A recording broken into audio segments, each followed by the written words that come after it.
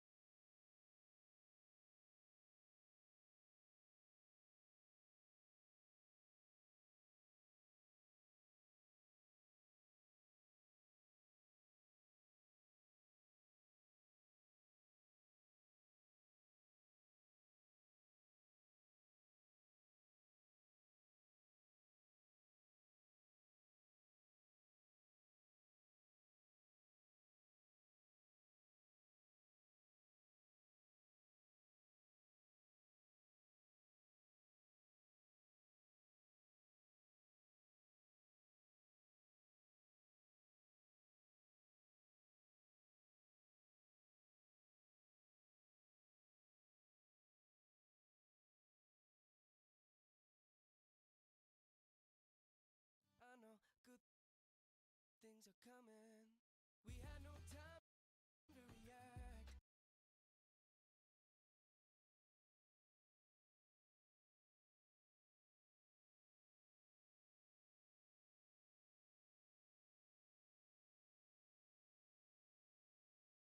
Things are getting better real fast. I can feel it in my bones. We know now it's time for a comeback. Oh, come back, come back, come back. It's time for a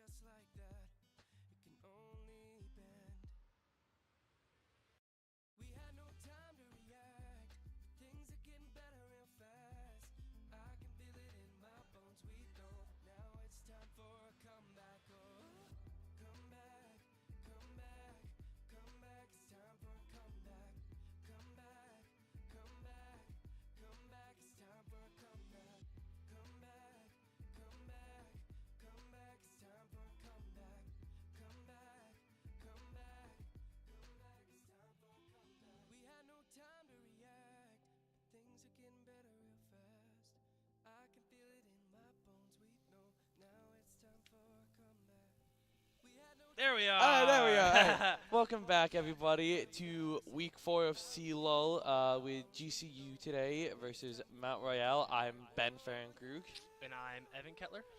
and I'm excited for today's matchup. It's going to be a fun one. I always love seeing our boys play. I do enjoy it. I'm not a huge League player, but it is still fun to watch them play. So I'm excited. I think this week, Aurelion Soul, the rework, had just come out last week. Oh. I don't know for sure, but the rework may be playable this week. That is interesting. I have been seeing clips on TikTok where it's just like a meteor strike, just. Yep. You're dead. Yeah, that might be allowed now. That's an actual thing, and it might be allowed to be played this week. Oh my goodness. That will be interesting to see. We will if see. That's actually how it works. I know the mid laner from GCU, Senkrat, has definitely been wanting to play it. He's been non-stop talking to me. He's like, when it's released, I'm playing it. He is not. He's tried it in scrims already. People are banning it in scrims. Other teams are saying no, playing it in scrims, and they're upset about it. But he just wants to play it. Just let the man play. Especially in scrims, like let the man cook. It's not. It's just practice. It's the whole point of. It's the whole point. If they don't ban it in a real game, then let the man play. They play the character. Let the man cook it. But on the topic of new things, our league team isn't doing super hot. No, unfortunately. And I know that you're like close with them and pay quite a bit of attention. So, what have you been seeing in these last 3 games that maybe are some things they needed to work on, or maybe something that you think they have worked on for sure? Yeah, so definitely what's been happening a lot recently is the team's kind of been getting their chemistry together, and unfortunately, these past 3 weeks, the teams that they've been playing against have been extremely high ranking. That is, we were looking at the seeding right now, and the teams we've been playing are pretty high. They were some of the higher ranking, yeah. and even just in the general solo queue, yeah, they've been extremely high ranking. Really, like they've been top ranking, not the exact top rank, but like 1 rank below. Top ranks are what we've been fighting. Really, that's so crazy. It's been very, very rough games. Yeah, where I can imagine. It's made it quite difficult for that type of style. Okay. Well, on the topic, also we are GCU. We are powered by Rockstar, sponsored by Canes. Honestly, I could go for some Canes. I could definitely. I could honestly go for some Canes. I was right before. We actually have Valorant intramurals going on in the arena right now, and a couple of my friends were talking about going to Canes before it, and I was like, I got work. I gotta go catch a league match, man. I could go for some Canes, dude. What's your go-to? What's your Caniac combo every time. Really? Okay, dude, I'm gotta get a big meal. Okay, I want like the full thing though. It's obviously Caniac. Like Caniac's the goated. Yeah. But what with it? What are you swapping out? What are you interchanging? Oh, you always get the extra Texas toast. Okay. You always get the Texas toast instead of the relish. Okay. You always gotta have as much cane sauce as you can get. Okay. That's the biggest thing for me, is because I run out way too fast of cane sauce, and I will have to steal all of my friends. Oh, really? Okay. See, the thing, what I do is I'm not a huge fan of their fries, so I swap the fries for a toast, and then I swap the coleslaw for a sauce. Wow. Yeah. So you have a lot of toast. I get 2 toasts and a sauce, and then obviously Caniac but combo. no fries? No fries. I'm not a huge fan of their fries. That's fair. Those types of fries, I don't even remember what they're called. They're like crinkle cut. Yeah. But I'm not a huge fan of crinkle cut fries. Canes is good though. Canes is amazing. Dude, their chicken is too good. It is. I don't know what it is about it, but like I was having an argument with my friends a couple weeks ago about what would be if you could only have one chicken restaurant for the rest of time. Which one would you choose? That's hard. Actually, we were going back and forth between Cane's and Chick-fil-A. Because is it just the chicken? Because it's not just the restaurant. It's the restaurant. No, you can have the whole restaurant. Yeah, that's the thing. Like it's not just the chicken. Anything the restaurant sells, you can keep. Because Cane's chicken is so good. It is. But those Chick-fil-A fries at times. Well, that's kind of the argument I made. The argument I made was that yes, Cane's is better in terms of like its flavor, but Chick-fil-A just has more range. You know what I mean? Like you can go to Cane's every day and get something different and not get tired of it. But I feel like if you go to Cane's every day for a week, it's gonna get a little boring. If Cane's is the only chicken you can have, you're gonna get tired of it. But Cane's is still amazing, and I'm very glad they sponsor us. Because honestly, I've got a Cane's since coming to GCU. With how close Cane's is, it's literally like 2 miles down the dude, road. I have gone there way too many times. It's honestly like the greatest. It's the greatest thing to have off of campus. Especially because I drink Rockstars. So I actually do drink Rockstars. I 100% do. So like late night gaming, especially if I know it's gonna be a long night of gaming, like with Destiny 2's Day 1 raid coming up. Oh, is it coming up? Yes, it's on March 10th. That's the day that we all start. Okay, yeah. I'm gonna have like probably 3 or 4 Rockstars sitting in my fridge. Oh my goodness. I'm gonna go get a Caniac combo in the morning. I'm gonna have a full meal of Canes ready, full like Rockstar set ready. Just sitting there, just like. Dude, I'm not touching grass that day. Time to wipe. I'm not touching guys. Grass doesn't work. Grass doesn't exist that day. Oh What is school? School doesn't exist that day. Okay, well, I mean, like, let's calm down there a little bit. You gotta go to class. Depends. What time does day 1 start? 10 a.m. 10 a.m. Okay. To be fair, I've talked to my professors and I'm doing well. If you're doing well in classes and your professors are okay with it, then maybe. We do not condone. We do not condone skipping classes. We do not condone skipping. Do not skip class. But do on your the homework. chance that your teachers let you. If you have cool professors and you talk to them ahead of time and get your work done ahead of time, then they might. Fair game. Go day 1. If your professors say yes, fair game. But check first. Check first, of course. GCU, we're academics first. Yes. What's your okay? So you mentioned you're gonna have a bunch of Rockstar. Are they all gonna be the same flavor? Fruit Punch. Only Fruit Punch? I might get a few others, but Fruit Punch is the best. It is. Fruit Punch is by far the best tasting one. Have you had the grapefruit one though? I have not. I've never tried grapefruit. It's the black and white can. It is really good. I've never tried the grapefruit. It is really good. It's probably. I mean, Fruit Punch is obviously. Something about it is just. Something about the Fruit Punch Rockstar hits different. It's like if Hawaiian Punch gave you energy. God. It gave you energy. Yeah, exactly. And it's just so good. But yeah, that grapefruit one. I also like the orange recoveries. I've tried the orange isn't bad. The orange one isn't bad. I had one of those on stream a couple weeks ago for Val. So I was drinking them. I might have to get the you said pomegranate. Grapefruit. I might have to get a grapefruit in between games then. Okay. I will definitely agree with you on that one. Oh. But with today's matchup, what I'm actually most excited for is what I've seen is I believe the GCU team actually has been practicing more. I personally duo with the mid laner. Oh, that's cool. And what I've noticed is even in the last few days, his performance is just going up and up and up and up. That's always good to see. I think he went 11-2 and 13-1 yesterday in 2 of his games. Today we played a game. I think he went 7-1. That's always good to see. Especially, I mean, you're not playing in low-ranked games either. These are competitive, high-ranking games. So that's good. That's good to see. No, it's a lot of. I love seeing it. Well, and we'll see how he takes that and implements it into. Because everybody's and we even see this from pro players. They always talk about how pro play or collegiate play is a completely different experience from ranked. Oh, it's never the same. It is never the same. And it's just whether it's the strats, the team comps, the way they play, the chemistry, it's always completely different.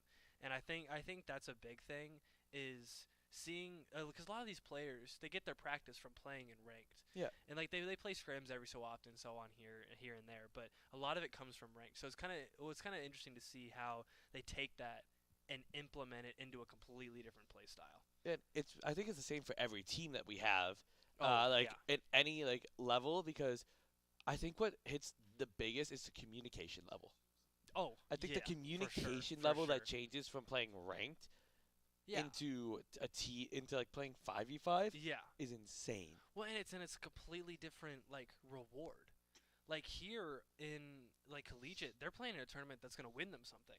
Ranked is oh yeah, you can say that you hit Grandmaster. Woohoo! I got points. Yeah, I gained RP. But in CLOL, you're playing for money. You're playing for money. You're playing for pride. You're playing for pride. You're playing for bragging rights. You get into playoffs and you're playing for money. So that's a really big thing that you have to kind of realize is this is an important thing. This is something that this is gonna give us something. So I think it's interesting to see how they keep their heads together. Keep some level heads. Yeah, exactly. Because I actually, because the people who are on the team are much better, much better than I am. Okay. But I did do their tryouts actually. Oh, okay. And one of the tryouts for this semester was actually just doing scrims. Huh. Is you played in a scrim in like replacement of like the main player in that position. Oh, okay. Dude, scrims are intense. Are they? They're a lot harder than you'd think. Huh. Like even just going into game, there's just pressure. Yeah. Because it's like in ranked, it's like if I go even, it's fine. I did my job. But in scrims, it's like I can't just go even though. Because it's not playing to go even and potentially win. Yeah. It's play to win. It's play to win. Yeah. I see that a lot. I'm in the arena a lot, especially when the teams are playing and doing those scrims. And I see it in the Val team a lot too.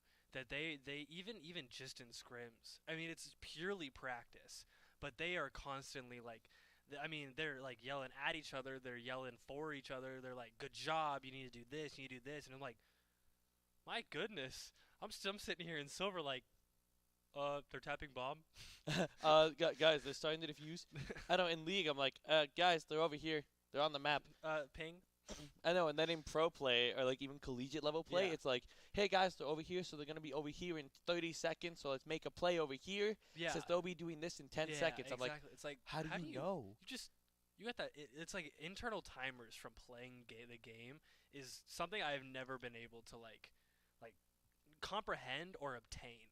It's like I feel like when you play a game at a high level for such a long time, you can sense like in League, like you were saying, it's like, okay, they're top lane, okay, they're all mid lane, so their jungle's gonna be coming from here, and he's gonna be pushing mid lane. He'll be here in like 5-10 seconds. And it's like, you just know that. You saw him for like a millisecond on the map, and you just know he's gonna be ganking mid in the next 10 seconds. How? I know, it's insane. I know the GCU jungler spec. It's really good at tracking, is what it's called. Okay. Where he'll see like the amount of farm the enemy jungler has. Yeah. And he would be like, okay, the jungler just did this, so now he's going to be doing this. So in this amount of time, he'll be here. So I'm going to make this play over here because I have this amount of time to make this play. Oh my goodness. Like that is what these like levels of players are doing. Yeah. And they will see a single number. Yeah. For a millisecond, and they'll be like, all right, that means that they've cleared this like 3 camps because they have 12 farm. They've cleared 3 camps. That means that they still have to do these camps, and this is happening, so they're gonna go here. That's crazy. That's crazy to think about. That you can. I don't understand. Yeah, I have never been. It's not even that I've never like tried. I've just never been that kind of like. I've never had that much of a competitive mindset. Like I'm a competitive guy. I like winning, but I'm like, that's a lot of time and effort and just like practice and like VOD reviews and watching other people play. That's just I'm like. And I could never do it. It's second nature to them now. It literally becomes second nature. It's like muscle memory, and it's just absurd how that kind of thing happens. And what I'm excited to see is, honestly, I kind of want to see which team. Honestly, this kind of almost determines like half the time who wins. Is what team won't autopilot? Because when you play a game this much, when you know what you same thing in Valorant. It's like when you play a game so much, you know your setups. Yeah. You know what you're gonna do, and you autopilot it. Oh, okay. The biggest thing is when you stop autopiloting and you actively think about the movement you're making, you notice more actions on the map. Interesting. But once you start autopiloting, you will make a few more mistakes, or you can get punished easier. That is, I definitely agree with you on that because I was saying, League's not my main game. I probably would say Valor Siege is my main game. But even in those two games as well, you have your KJ setup that you just set up consistently. But eventually the other team's going to realize what you're doing. Exactly. And then they're just going to counter it. But yeah, like you're saying, but if that's you're not autopiloting, that's that autopilot that you're just consistently going through the motions, and then you switch it up, and then it works. And so I think you're 100% right on that. It will be interesting to see if they have that autopilot from the beginning, or if they or if they switch it up and try and play a little bit more. I don't even know what the word is like.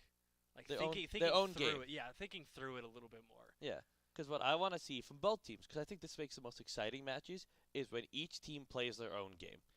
Obviously, whichever team is ahead usually kind of gets control of what the game is. Yeah. But like, I love to see when each team is like, this is our play style. This is what we want to do. Yeah. We're doing this. Okay. You are not stopping us. If you try to, we'll work around you. We will make this happen.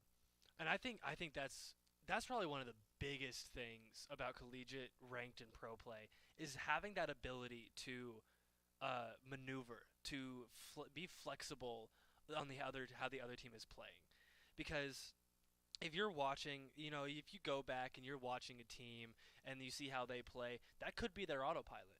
That could be their autopilot happening. So if they come in, autopilot turned off, and they're actually playing, then you have to work around that because you're expecting this, and they're doing something completely different. So now you have to figure out how to work around that and turn off your own autopilot to maneuver around them. See, and honestly that's the thing I love the most about League is what makes it insane. There's like 160 champions. Yeah. Oh, yeah. Dude, there's like 100-something champions. That's what always scared me about and yet, League. Each player on both teams knows what each of those individual champions does. That's another thing that blows my mind. I'm like, they all have four abilities. No. And it's not even just the abilities and passive they know. They know what items they build. Yeah, exactly. They know what role they play. I'm like, and if they go off role, they know what the champion might do. There's champions that have 3 different build paths. I know. And you know all 3. I know. I started playing like last week, and I was like, I'm looking. I was learning how to play Nunu because I think she's fun. Nunu's fun. Biggest snowball ever. I think that's fun. And I'm like, okay, she can play. She's a main jungler. Oh, she can mid lane. Oh, that's cool. How? It's like her whole objective is to snowball from jungle and gank lanes. Why not just gank your own lane? Yeah, but now I could just go from spawn. Oh, now I'm in your face with a giant snowball. Here's a snowball. Good luck dodging it. Yeah, and I'm like, I've been playing with people, and I'm like, how are you able to play these characters in literally every different style? And I'm like, I don't know. So many characters, so many abilities, so many items, so many builds. So many things. So many runes. It's just it. That's honestly the one thing that has always scared me about getting into League. It's like I feel like if I try in League, I have to learn all these things, and there's so much to learn. What's so weird? You don't actually have to try and learn it. You just do. You just do. Eventually, it's one of the things of like you start out like barely learning. Yeah. And then you slowly play, and all of a sudden it's just. It's more exponential. It hits this one point, and you just remember. Oh, okay. You mostly start remembering when people play the champions that are really annoying, and they just do these really dumb combos on you, and you're like, Vex. I'm like, I hate this now. I hate Vex. I'm learning what you do, so you can't do it again. That is literally the reason I started banning Vex. Dude, but Vex is so because she can just ult you from across the map. And go, not even. Bye. Yeah, not exactly. And then I'll be like, I'll snowball into mid. I'll see a Vex there, and then I'm like, fear. And then it was not even that. I'm like, I got this. I'm down to 1 HP. I'm running away. Boom. Bird at my back, and I'm down. I'm like, come on, man. I was away. I was safe, and now all of a sudden I'm dead because of a bird flying at me at Mach Jesus. So you ever dealt with Lux? I have dealt Lux with Lux. Lux ult? my god. Lux ult is out of the blue. Annoys me so especially much. Late game when it's on like a 20-second cooldown. So it's just boom, boom, boom, boom. Oh, another thing. When I don't play jungle, I play mid, and Kale. Kale is my go-to. Ooh, Kale is so fun. Her scaling though is insane. She's like not great at early game. She's not a champion. We call her a minion. We say that she's worse than a minion half the time. Half the time, and then when you get to like level 14 and she gets that 25% speed attack boost or attack rate, it's crazy. I feel like you just delete people. Her level 11 is insane. It is. It's and then her level 6. So in League, Kale hitting level 16, literally we call it a win condition. It is. It is a win condition. It is a win condition. It is broken. Like, most games, it's like, our win condition is this fight going well and us doing this. You have a Kale. If Kale hits 16 and the person can play Kale, it's like you could be in their spawn. Kale hit 16. Oh well, we lost. It's like, well, FF. They haven't taken a single one of our towers, but Kale hit 16. Oh well, game over. Game over. The issue is it's not wrong. It's not wrong. It's that attack because at that point at level 16, she's built items. She's caught up. She's built attack and everything. She's built her magical power, and she gets free attack speed. It's crazy. And her wave clear. Yeah. Oh yeah. It's the same thing as like, do you know about the Yasuo O10 power spike? No, hit me. So, the thing is, Yasuos are known to feed. Okay. They're known to be really bad players who are really toxic. Okay. But when they hit O10, they magically can start killing everyone. What? Yes. For one reason. At 10?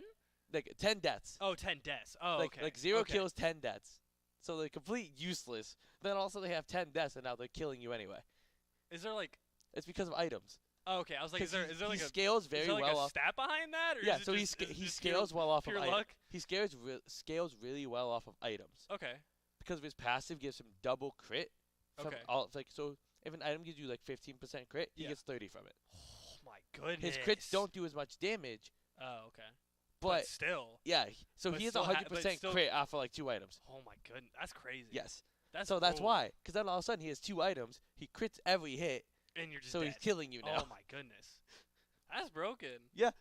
Him and Yone have the same ability. Have the same passive because they're brothers.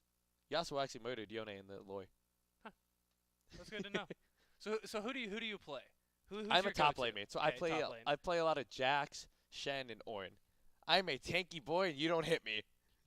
You're a Jax main? I do play Jax. I play a lot of Jax. Dude, I hate Jax. Listen, I played Jax before the rework. I'm saying this now. I played him before the rework, before he was broken. So I've always played Jax. So you can't say I'm just a power farmer. I mean, but you are, because you still play him. Oh, I'm going to abuse... Oh, if my champion gets buffed, I'm going to abuse him. This is my champion, and now my champion's better? And now my champion's broken. I'm not going to stop. That's free RP. That's free LP. Ugh. No, but honestly, I've always played top, mostly because I like to 1v1 people. I like to feel good about myself. And it means if I won lane, my team can't blame me if I just won anyway. Because I'm just better. Interesting. I mean, it is a nice feeling when you're like 1v1ing and get that kill without any help. Oh, it's great. It's called a solo bolo. Is that what is that like a term that you came up with, no. or is that like a term in the community? It's become a term in the community because there was a streamer on Twitch called The Boss. Okay. Or The Boss. The Boss. The Boss, yes. He created he was the one who created something called Inting Scion, but he has something called a good death, or like where he died, but it was worth it. Okay. And his solo bolo is whenever you get a solo kill, no assistance, no jungle help, no anyone on your team helping, you versus the other person, fair 1v1, and you kill them. Huh. That's not like a super uncommon thing, is it? No. I mean, like, I feel like 1v1s happen way more in League than they do in... I wouldn't say more than any other game, but I feel like it's more common to see 1v1s because of the way that the map is set up. It's very common to see 1v1s, but you don't see a lot of solo kills. Okay. Always. Okay. A lot of the time, it's you fight the person one-on-one, and you poke them down, you get them low. Then you just kind of like... And then you back both off maybe your low, jungle, and like, then someone else comes in and kills them. Okay. That makes sense.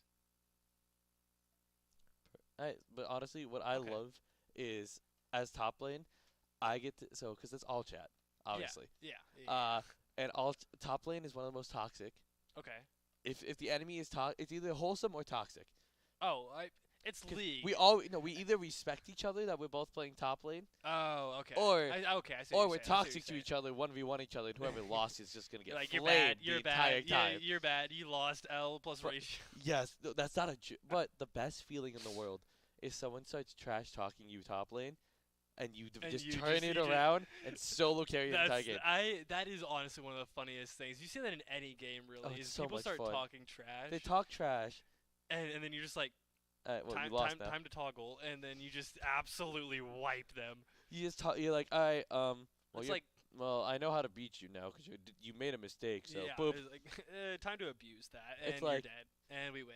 It's like, all right, I was playing ranked to have fun, just trying to enjoy the game, but to play ranked. RP. But now you're trash and talking. Now you cause problems.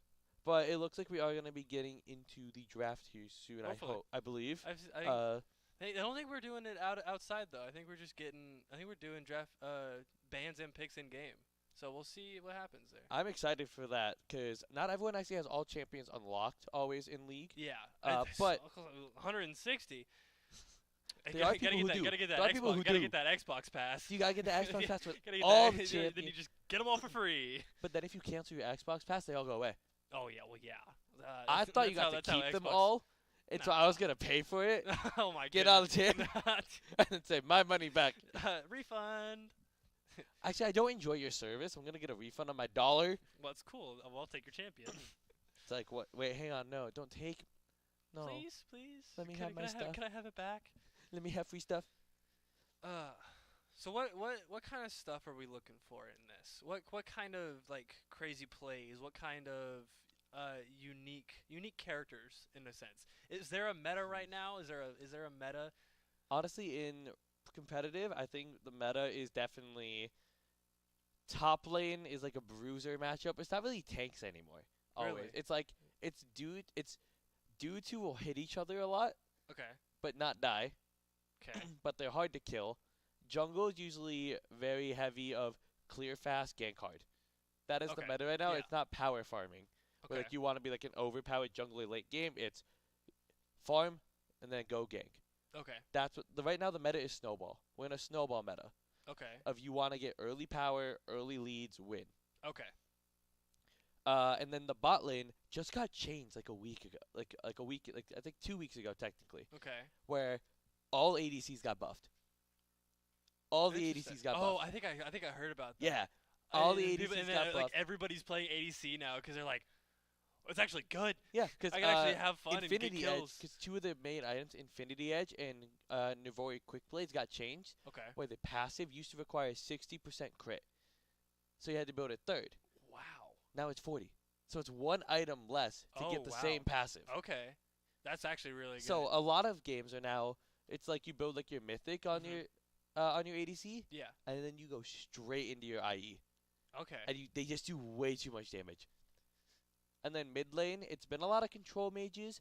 I want, if it is allowed, I want an Aurelion Soul.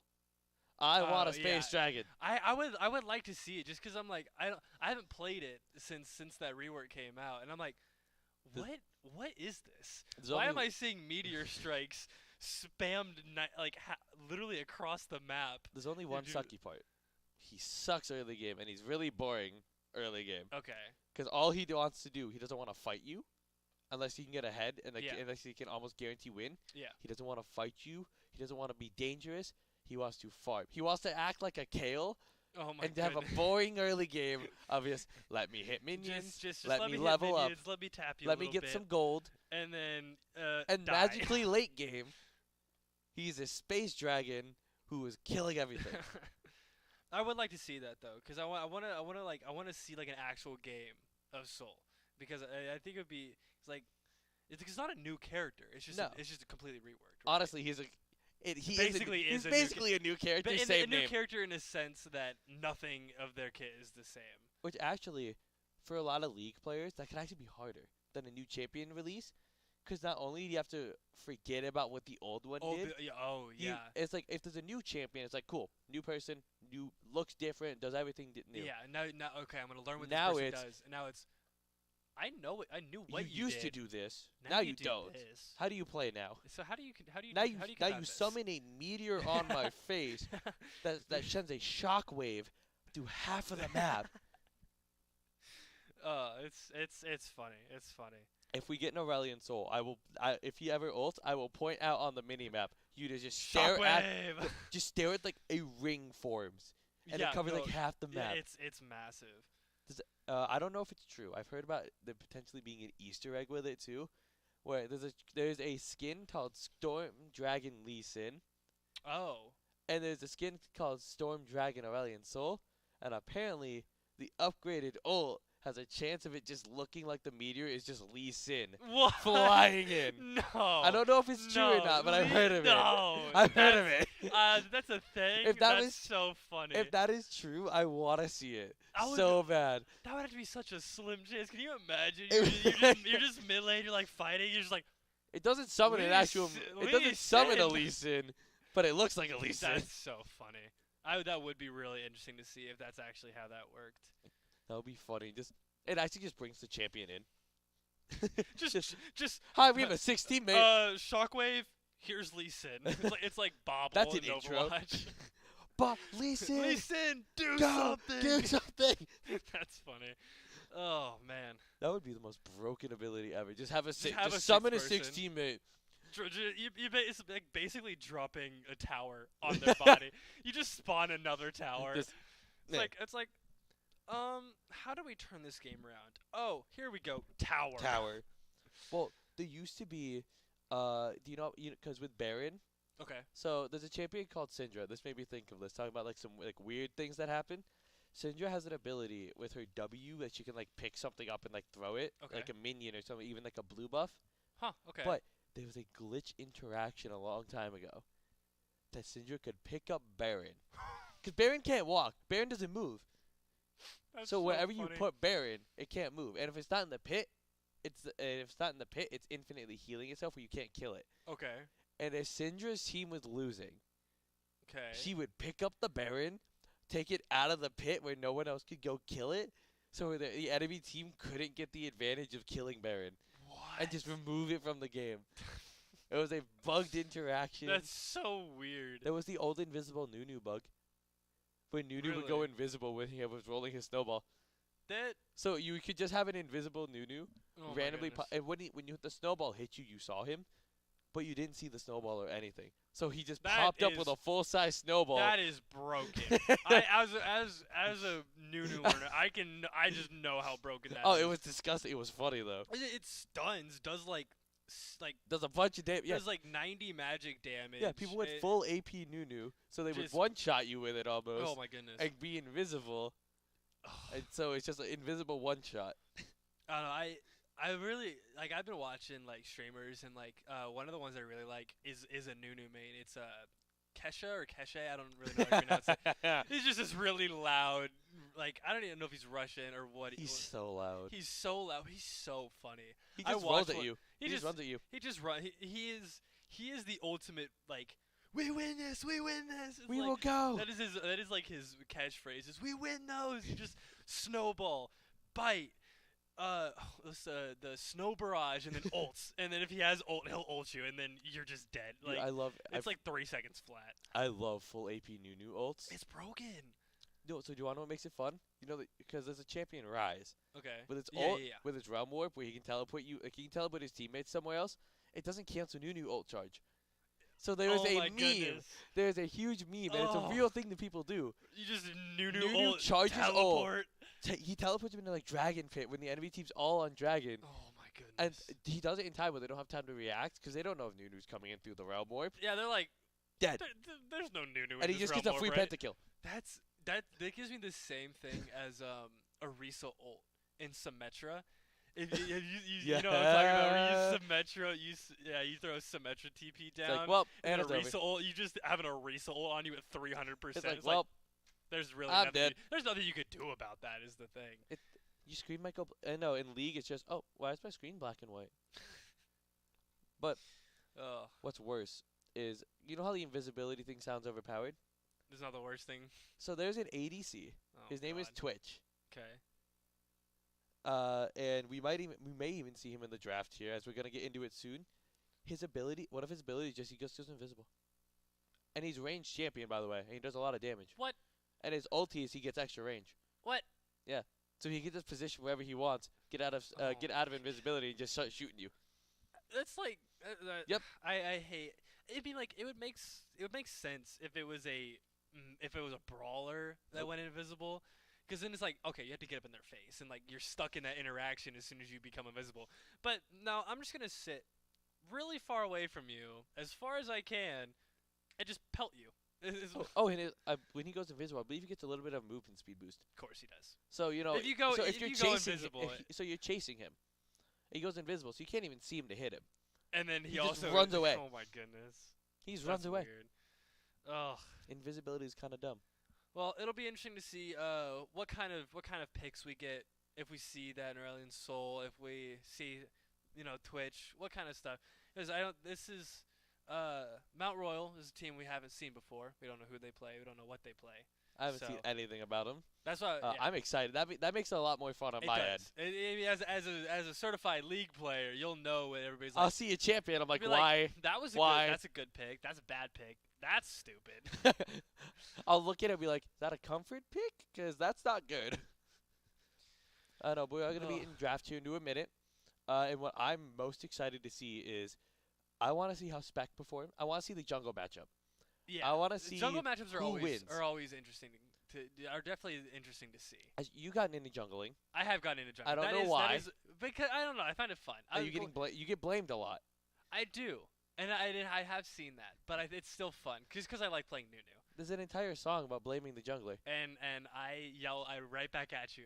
If you yell at me, I yell right back at you. But here we go. So we're in draft. It looks like we already got a few picks. Annie. So we got an Annie pick. I tried Annie a couple times. Annie is broken.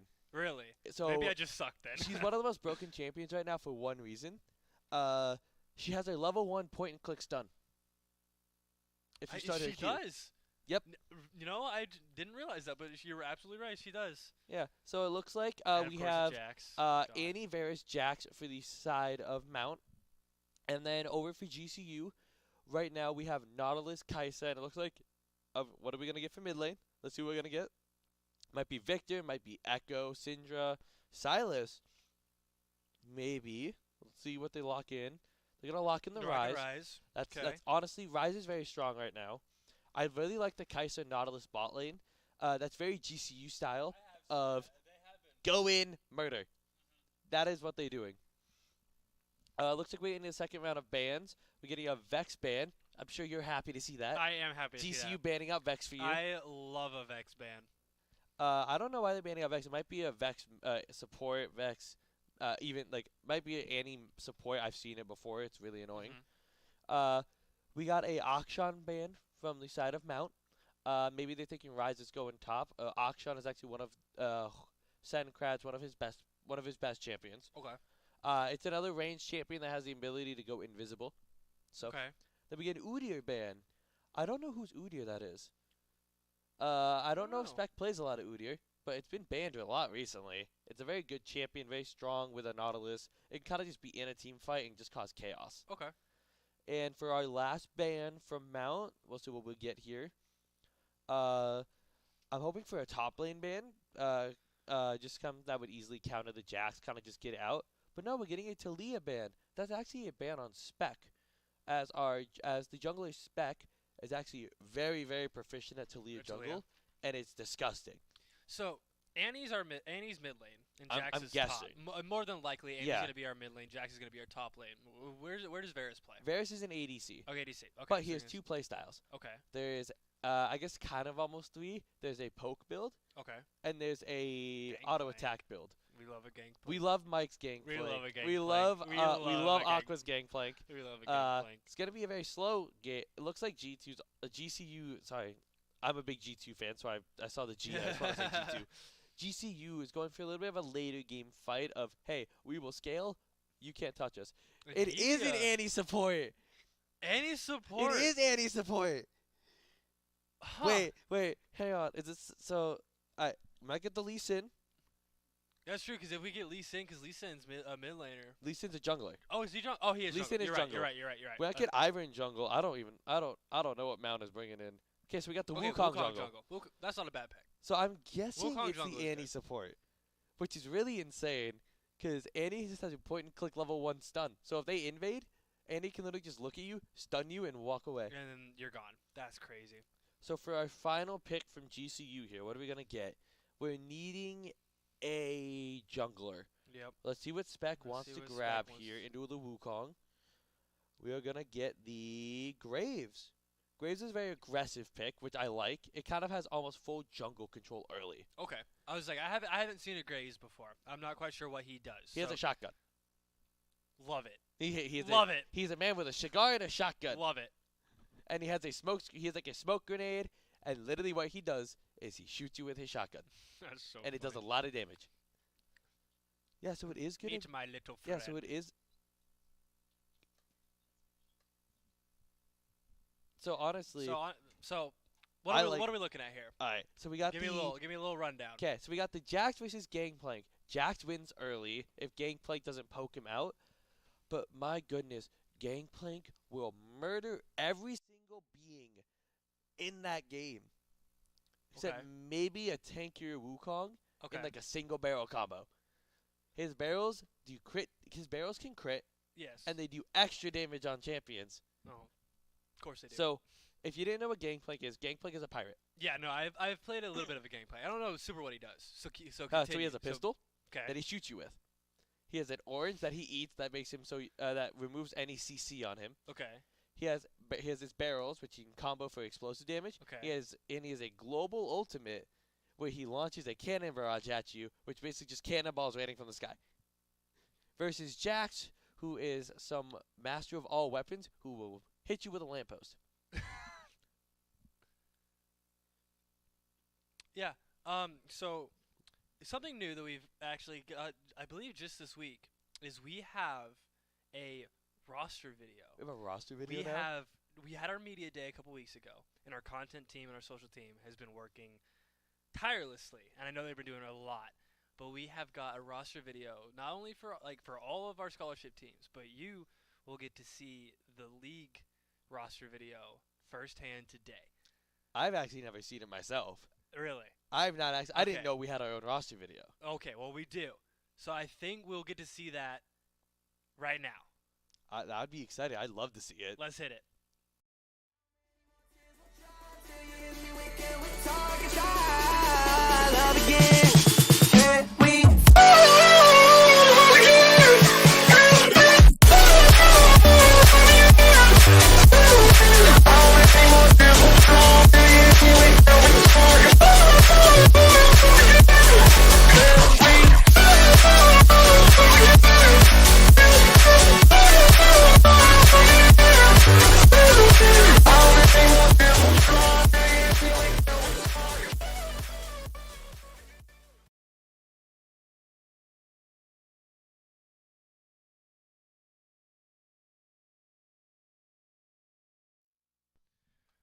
Yeah. What'd you think? That's actually a lot. That's actually a lot cooler than I was expecting. It is. We actually had a couple of those last semester too, but media day happened so late in the semester we didn't really get to show them on stream. But I'm really happy that we actually got to show you guys that, and we'll be having those for honestly all of our teams. That's amazing. And they'll be coming out. I am not. Don't quote me on this, but they should be coming out on our Twitter as well. If you look up Esports_GCU. You'll be able to find our Twitter and all of our stream links, all of our stuff on there, and even our roster videos and our rosters are on there as well. So they should be coming out with those eventually as well. Wait, so you're saying if I follow you guys on Esports GCU Twitter, I believe it's Esports_GCU. I can find all of these videos that even I haven't been able to see. Like even like as a student on campus, I haven't seen yet. At the moment, I don't think any of the roster videos are on there.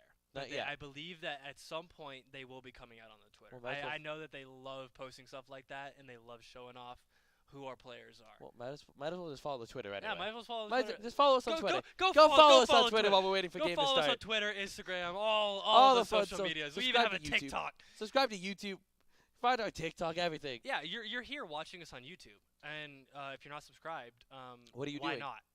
Did you know that 90% of people that watch our videos are not subscribed?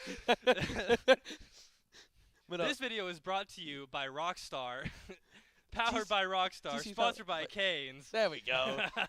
But no, I'm excited for this matchup. I'm excited for that bot lane matchup, as I've never seen an Annie support in high level.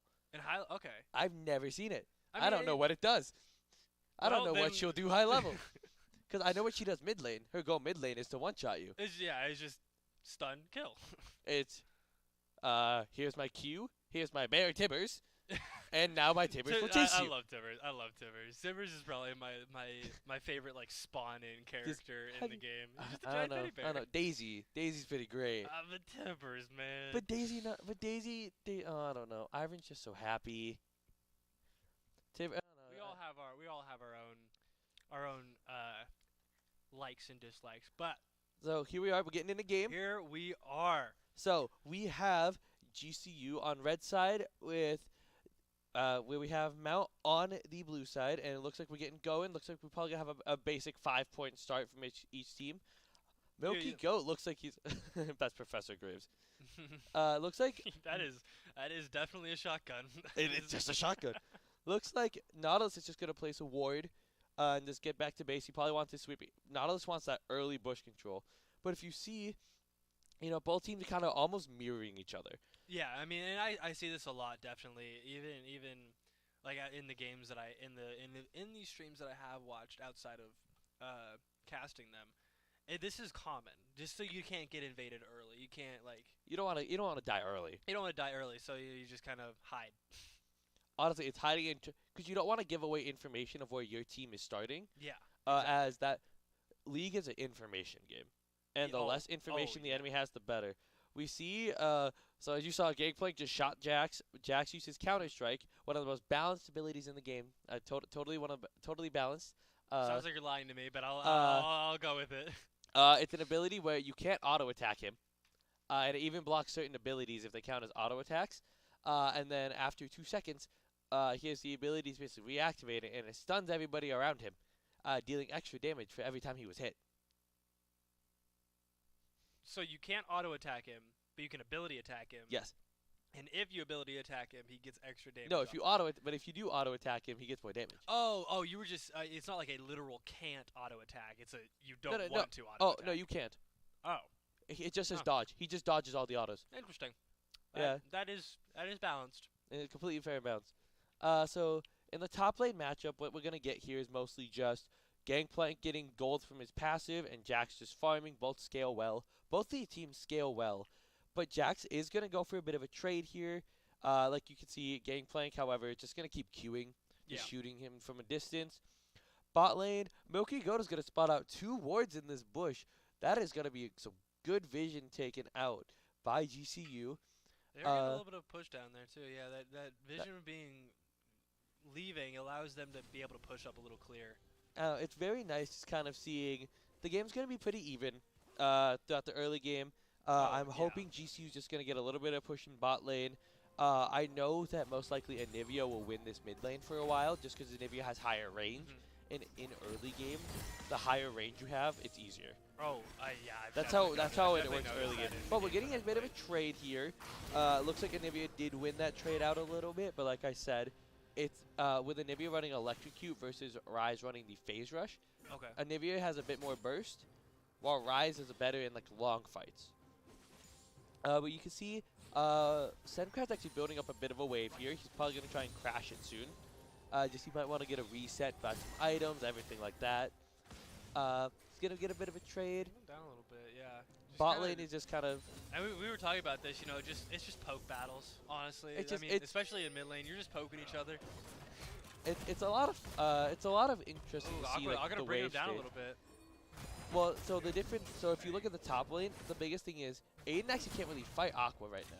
Yeah. Not even because of health bars, because of the minion wave. Yeah, he's got advantage on how many minions do so much damage. They do. Not by themselves either. One second. Bot lane. Specs going for a gank. Oh, we got the gank, and that gets one first blood. But Aqua is going to get taken out. So Aqua is going to get taken out. That first blood. So the nice thing is that GCU got the first blood. Gold is even right now. Yes. But that first blood, unfortunately, I believe, if I can get a quick look at the scoreboard for a second, I think that it went to Nautilus, unfortunately, instead of the ADC for GCU, but that's still extra gold in their pockets. And for top lane, the Wukong got the kill, but it looks like, the Ryze is actually running out of mana. But if you see, like, if Aiden goes for a trade here, they're just gonna keep fighting.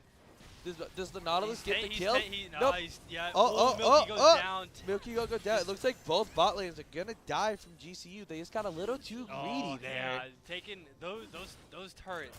The do turret a lot shot of damage. He was just stuck in those minions. I think the biggest thing there is the difference in the bot lanes is the Milky Goat doesn't do much damage. No. And he does. And he will hurt. And he does hurt. And he's a child pyromaniac, and she will hurt. But right now it looks like Aqua has a bit of a lead up here. He's just gonna kind of keep Jax on the tower because he just saw Wukong bot lane, so he knows he's not gonna get ganked again for a while. Okay. We're gonna get a teleport mid from Anivia. It's kind of just gonna go back to a little bit stalematey. We do, unfortunately, GCU is at a 1K gold deficit to mount. Yeah. Having those 2 kills dropped on us is never a good thing. No, but the nice thing will be both teams will want to go into late game, and the later the game goes, the less that goal difference matters. Oh yeah, because unless it balloons. Yeah, I mean early on, having mythics and items early on is such a detriment to the team that doesn't have them. Oh, always. But late game, everybody has. Everybody has their their max inventory, so it's not that big of a. So it looks like we got Aiden hitting 6 first. He's one of the, looks like this is when everyone's going to slowly get their ultimates online here. Yeah. If you see though, Gangplank already just getting some barrel damage. So much damage. Spec might be looking for a gank mid here. Looking for a gank. Anivia is caught out. And They see him though. Rooted. Oh, but Spec. Yeah, but the wall just gets walled off. Wall so it looked like that control ward did spot out Spec in the river. Yeah. But you know, just the pressure's good. Putting pressure on is all that really matters half the time. So it looks like in the bot lane though, we're about even still. Annie does have 2 kills to her name. Yes. Nautilus only 1. But in reality, the thing is, as the game goes later on, the Nautilus just has to do his job of I hook you, I CC you, my team will kill you. Yeah, exactly. And that's the one issue I see a little bit from Mount actually is, unless the Wukong gets a good engage or Annie gets a good stun, they don't have someone like a Nautilus to just go in. Yeah, to start a fight when they want. They almost have to wait for GCU to start and counter engage. Yeah, okay. Yeah, that makes sense. Speaking of, it's actually kind of funny that they're playing Nautilus. I saw a clip of a couple days ago of a bug where there was this Nautilus. Aiden's getting some good damage out of Aqua. It is getting a good damage in. But luckily, Gangplank has Q. Yeah. He has range. He has a little bit of range. But it looks like the Wukong, they might go for a dive. The wave is not very big. It looks like Mike is doing a good job thinning it out. If Mike can somehow thin this wave out, he might be able to trade the kill or might be able to survive a dive. Looks like the Wukong is gonna Spec is gonna spot up, but Wukong is level 6 though. Yeah. Spec is gonna have to flash. Wukong's gonna get the second ulti. That's just gonna be dead. That's just the love. Honestly, that's just an ulti difference. Just unlucky. And then Annie doing the damage like Annie always. just, like I said, she has a point and click stun. You have to respect it. Yeah. And then with the Varus hitting level 6 too, just the Varus lockdown with the Annie stun followed by a Varus root followed just by the amount of damage. Yeah. This game is slowly getting a little bit out of GCU's control. Yeah. But if they can, you know, just calm it down a little bit, slow it down slightly, or find some picks of their own, they'll be all good. But right now, it just seems like Mount Royale just kind of has a little bit of a lead. Mount Royale and they know what they're doing. Is going to grab that Herald too, so they're going to possibly maybe not get a free tower, but a lot of money. A lot of money. If we look here, Aiden's just going to be pushing out the lane. Nas going to clear out some vision. What we're really looking for, I think, is just going to be right now. It's a 2K gold lead for Mount Royale, so it's going to be really of what's going to happen. Is MRU going to be able to push this lead and continue it, or are they going to mess up? Yeah. And what GCU needs to be ready for, as look, GCU's even taking the dragon right now. They're trying to sneak the dragon away, not let MRU have the dragon stacking, which is a win condition for most teams. Oh, yeah. Dragon stacking can be an insane... It's just so much damage. They're just all... Annie must counter with an ulti. It looks like the Annie ulti's going to get them off, but the Gangplank ult coming in. Alright, we have the Varus flashing in. Looks like the damage is going to be traded back. The dish with this Kaiser's still alive. Rise is in the fight. Annie goes down. Shut down onto Rise. Wukong is trying to join the fight. Spec is coming in. Blast coding over the wall. Getting his autos off. It looks like that Kaisa and Nautilus are stuck away from Spec. But if Nautilus can land a hook here, he lands onto the Anivia. Anivia's in egg form. Nautilus goes down. But Anivia's going to go down for this. This is going to be another kill to the GCU ADC. That is the comeback that GCU needed. That is exactly what we were just talking about. That is exactly what GCU was looking for. I'm sorry if I was over talking. No, that was a long fight. That was a long fight, and there was a lot that just happened. And it looks like GCU's going to get the dragon off of Lat. They might be able to stop it, but I don't think the Varus will steal it. Oh my goodness. Oh no. They didn't have vision on the Baron, and Baron does get stolen. We're back to Worlds 2022, folks, where Varus is a better jungler than anyone else in the world.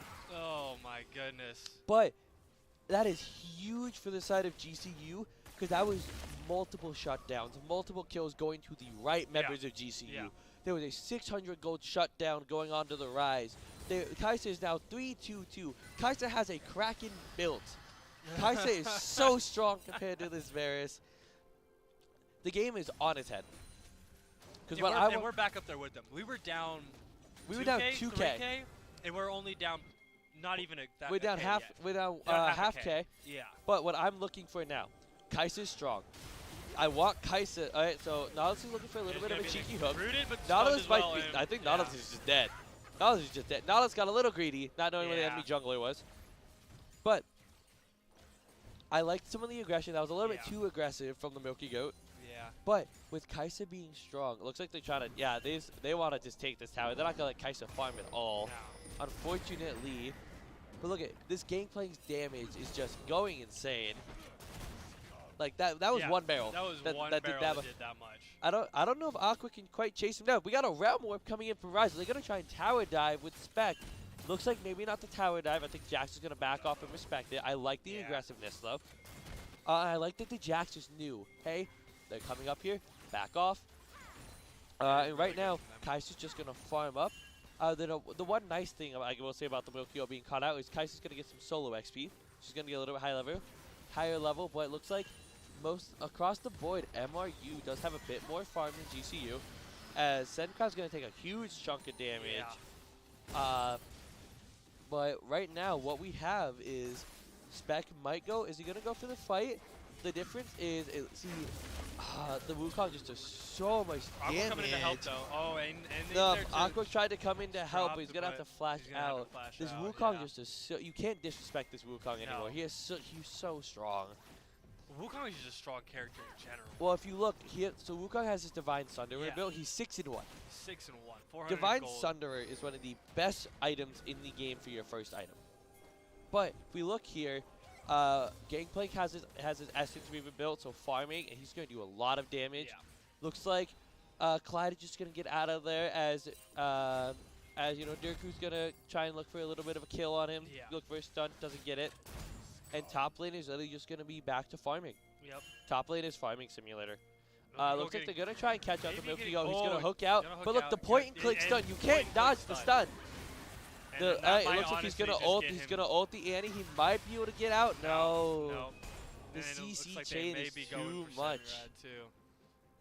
The Milky Go, I feel like he's just getting a bit too greedy in this game. He's not able to catch a break. He's like, he's looking for these plays. He's trying to make plays for his team, and they just won't. They won't back off. They're everywhere. They're hunting him down at this point. And he's always getting caught with two. Looks like they're gonna try and dive Kai'Sa. And Annie ult is gonna go out on get the stun. Looks like they're not gonna get anything back. The Gangplank ult will come in to try and protect him. But it's just when you don't have your Nautilus Slayer, you can't really do much of a turn. Spec and Senkrat are looking for a play, maybe. Looking to just defend the tower. It doesn't look like they'll get much. Yeah. Aqua's going to push up. And really, this game is just going back to... GCU had that great team fight, and I think we saw what the difference in the two team fights really... Like, the teams really are. Yeah. Is MRU is a lot better right now at just getting these quick kills, getting in, get these fights out, and win. Oh, yeah. But if a fight goes long... GCU has it. Yeah, of course. Because as we can see, some mythics being completed. Annie's getting her Shurelias, give that bit of a speed boost. You know, she has a stun now. She's just gonna chase you down faster to stun you. The Rise is gonna complete his Rod of Ages. You know, mythics are just being built across the board. This is about the time when mythics are being finished. Looks like that GCU is gonna do a bit of a lane swap. They're gonna put their mid laner bot lane and their bot lane mid lane. Makes it nice. It works. Makes it nice and simple. It kind of keeps the pressure off of them as they're being fought. Mid lane is the safest lane, especially with that first tower up, because it's just so short. Yeah. Spec is going to get stunned. He's going to dash over the wall. Looks like they're going to try and go onto the Kai'Sa. The Wukong gets the ulti off. They're going to chase Spec. Spec isn't going to go down yet, but they do get the Kai'Sa. And like we said, they're just going for these kill after kill after kill. They're getting the soap. Nautilus is going to get stunned. They're just getting these kills. They're playing very well on just, hey, our abilities are up, let's kill them. Yeah, honestly. And it doesn't help that they have a stun basically whenever they want. No, a point and click Annie stun that does a lot of damage is very annoying. Yeah. Looks like they're gonna try and siege this mid tower. This mid tower is one of the most important towers to defend early, as once this breaks, whoever breaks mid tower, especially first, gets a lot more access. Milkyo gonna go for the flash auto for the root, followed by the ultimate onto the Anivia. The Kai'Sa's coming in. This is where the team fighting comes in. Any old pops. Looks like Anivia is gonna go down. Egg form is not gonna be able to save her. But the Wukong is coming in for the damage. Milkyo getting some damage, getting some roots out. And Wukong. Here comes Clyde just cleaning up the stun coming in on the Kai'Sa. Kai'Sa's gonna go down. But that is a 2 for 2. Oh, Sencrad, Sencrad going for the solo kill potentially. But the issue is he knows there's 3 there. He might just go for the kill. I don't know if he can get out. The Realm Warp coming in. He's going to get out. And he gets out. He does get out, yeah. There's the Rise ult. And that's the huge thing. That is a 2 for 2 for GCU when they are behind. Yes. That's what the Milky Goat's been looking for on so many of these roams. Yeah. He's just been looking for that one moment to get the kill. Unfortunately, GCU is still down. I guess good for MRU. GCU is still down 2k gold. There's a shutdown on the Annie right now. But GCU they're hanging right now. They're hanging in. Yeah. For sure. The one person that is ahead right now for GCU is Aqua. Aqua is ahead in level. I believe he's ahead in gold because of his passive. Yes. And right now it's just a game of how can we get this even. Oh yeah, 100%. So right now we're in a bit of a downtime in the game. It looks like that MRU is actually gonna be starting up the dragon here. At least they're gonna be looking to get the dragon set up. They're gonna be taking it here as it looks like GC doesn't really want to contest it. Nope, it's just gonna be taken. It's just gonna be taken. Not too much of an issue. GCU's like, all right, it's fine. Let's get the next one. We're gonna have Chemtech Soul, which is gonna mean all of the plants on the map are gonna be a lot better. Blast cones will send you flying. Healing plants will give you heal and a shield. Vision scrying plants will be a lot better as well. Okay. And then it'll kind of just make it so you do a little bit more damage. When you get Chemtech Dragons, you do a little bit more damage, and you take a little bit less damage. As you get lower health. But it looks like Milky Goat's going to go with Hex Flash over the wall. Going to get the ulti onto the Varus. With the Kai'Sa ulti in, this Varus is just dead. Oh my goodness. Wukong is going to take a tower bot lane. Say about that. He's just gone. You can't do anything. He was just CC. That was a perfect CC and ult chain from GCU. But as we see here, Wukong was able to take the bot tower, so it's not nothing for nothing. It's not a kill for nothing. No. But this is the fights that GCU wants. Yeah, they want. And we were seeing that when Milky was by himself. Well, in a lot of the fights that he was getting killed, he was by himself, and there was 2, 3 the enemy team getting him. And when we reverse that, it's the same thing to GCU. It's the exact same thing. We see one of them going down to 2 or 3 of us. Exactly. So one of the biggest things in League, it's called numbers advantage. Exactly. Numbers advantage is huge everywhere in every game. And in League, what happens a lot is it'll work with split pushing half the time, where you'll see someone pressuring a tower. Because you don't want to lose minion waves. Losing minion waves to a tower just as losing gold. But when your team is ahead, or if you can position well with the waves, it's almost it's pressuring the enemy. Of, do you want to fight us and lose this, or do you want to go get your farm, but lose the fight or lose the dragon? Interesting. It's a huge pressure fight, and when these pressure fights start, a lot of the time the team that's ahead usually has more control. But if you can use the pressure well, as it looks like Spec's going for a little bit of a cheese here onto the Wukong, getting a lot of damage done with that Kai'Sa isolated Q, getting all of the bullets on him. And I will say, MRU is really good about coming to their teammates' aid. Yes. I guess is the best way to say it. I feel anytime one of them gets hit, you just see 2 or 3 of them just converge. They're just on ready. That fight. They're ready to fight at all times. We got a big team fight going on here. It doesn't look like nothing's gonna happen. Nothing's gonna happen. A lot of util going off, but nothing coming out of it. So Nautilus ulti gonna be using Gangplank ulti gonna be used, as well as Wukong ulti is gonna be down, but nothing happens. No bounties around, honestly, right now either. Nothing crazy.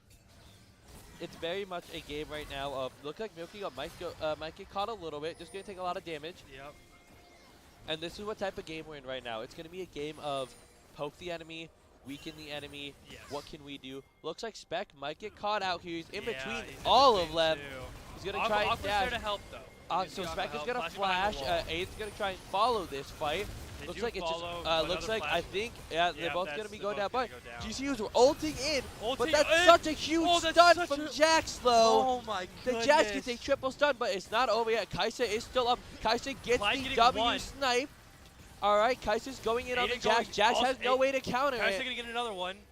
looks like Kaiser's just going to do what she can to make it a fight as even as she can. Kaiser's going to be running for her life. Absolutely getting out of there. Annie has her speed boost from her E, but Kaiser has hers. Does too. It's just going to be a chase, honestly, because Annie has Tiber's ulti. If she, oh, here comes the stun, and that is a dead Kaiser. That's it. Close. Good fight. Okay. Good fight. Good response from GCU when they could. Spec getting caught out a bit, just clearing vision. Yes. Spec not really respecting that the whole enemy team might just collapse. However, the biggest thing there is GCU didn't hesitate. No. They saw the opportunity to go for a fight that they could potentially win because they're behind. They were. Since they are behind, they cannot go. GCU doesn't go for the 100% plays like MRU should. MRU should be going for the plays of GCU is here. We should do this. We get an advantage. We don't risk it. Yes. GCU being behind, they can't go for like the 90%, 80%, like 90, like 100% plays. They go for them 60s. They go for the 70%. Yes. It's like, hey, we might lose this play, but if we win, we're back in it. We're back in it. And I feel like we see that a lot in GCU's play style. And I don't know if that's necessarily a good thing or a bad thing, but I feel like a lot of times they just... So looks like we got another fight going out here. We had Aqua getting stunned up by the Annie. Aqua does get the ulti out. Looks like Milky Goat's going to be in the middle of all of them, but Kaiser's trying to get some damage down. Unfortunately, just too many of them. And Sencrad just wasn't with them. The Jax ulti coming in to do a lot of damage. It's just going to be a triple kill for the Jax. They can't do anything. And get another dragon. So unfortunately, it looks like this is the time.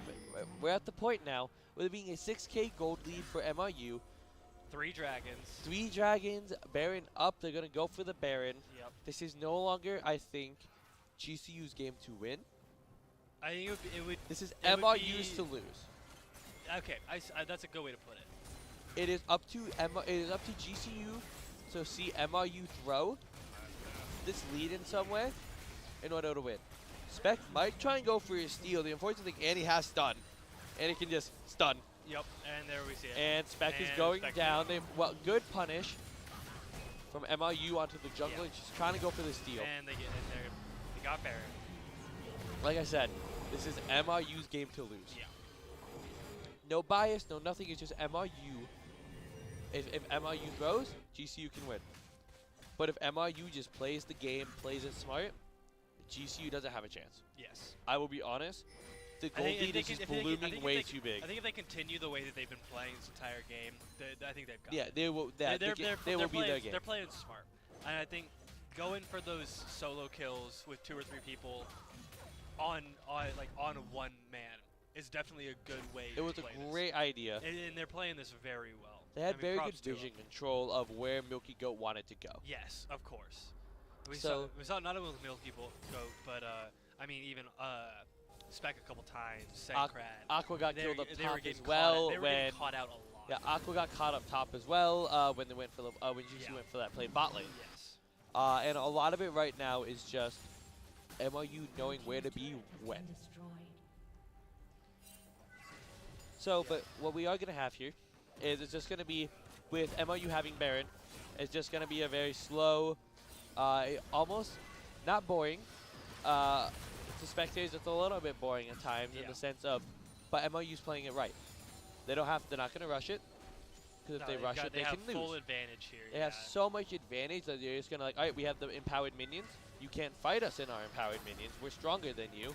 And we're so far into the game that if they do play this stupid enough and we get those kills, they're going to be on time for a while.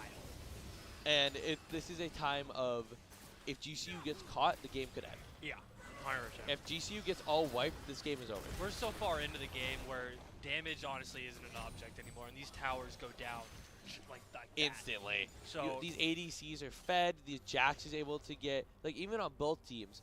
Looks like Milky just he was looking for a Hex Flash over, decides to not go for a Hex Flash low cooldown. It's like a 10-second cooldown or like 20 cooldown. Not bad at all. Looks like they are gonna go for a play on Aqua. The Wukong is just gonna go for the ulti, try and get some damage done. Gonna force the flash out of Gangplank, which is unfortunate because Gangplank has no other mobility. Starter's going to go into Milky-O. Milky-O's going to go for the ult. This might be the fight that GCU This is the fight that we need. However, Milky-O going down. However, Tysa in the backline just going to get popped Tysa off. going down. Spec doing what he can to get some damage out, but it is just all going downhill for GCU. And that's what we talked about. That like we said, all 5 on cooldown. You know, just one going down from going MRU. down, and our hit inhibitors, these 2 turrets are going to go down. That's game. I think that's game. That is going to be game. As death timers are so long. Timers are so long. Milky Ghost's not even up for 10 seconds, and the Nexus towers are already gone. Yeah. I think MRU played an amazing game. There were a few mistakes toward like the mid game where their fights weren't perfect. But honestly, one single fight doesn't necessarily define the game. We saw a lot of early game single picks from MRU that was played fantastically. Absolutely. MRU played that amazingly. GCU, I'm glad they didn't give up. No. GCU You did should not never give give up. Even when when the enemy was pushing their towers, GCU was like, all right, we can't just sit here. They're just going to slowly whittle us out. Yeah. And they knew we have to go for a play. Yeah, if we we got to don't go for a play right now, we can't do anything. And that's that same thing you were talking about. Like they play risky, and you can't they had to. You can't bag on them for it because that's what you have to do to get the win in that, and especially in that scenario. If you don't go for that risky play, if you don't go for something that could work but may not, you're never gonna. You're just gonna be stuck. You're just gonna be stuck. That 100% play might not come your way. Exactly. What I'm hoping to see from GCU next, I'm hoping MRU keep it consistent. Yeah. Play your game. Like MRU played their game. They played it well. Yes. I want to see the game. I want to see next game GCU play their game. Mm-hmm. It felt like they were playing MRU's game. They were having to react to MRU, play around MRU. They didn't play for them. They didn't play their own game. Okay. So I believe we're actually going to get straight into the next game, which would be great for me. MRU's going to try and keep that train rolling. I think they're going to. I think they're going to keep playing that same. Find somebody stuck out in the middle. Yeah. Find that sore thumb that's just by themselves, no way to escape, no teammate close, and just collapse. Get them real quick, get out. Kill real quick, get out. Exactly, because then you don't risk anything on your side.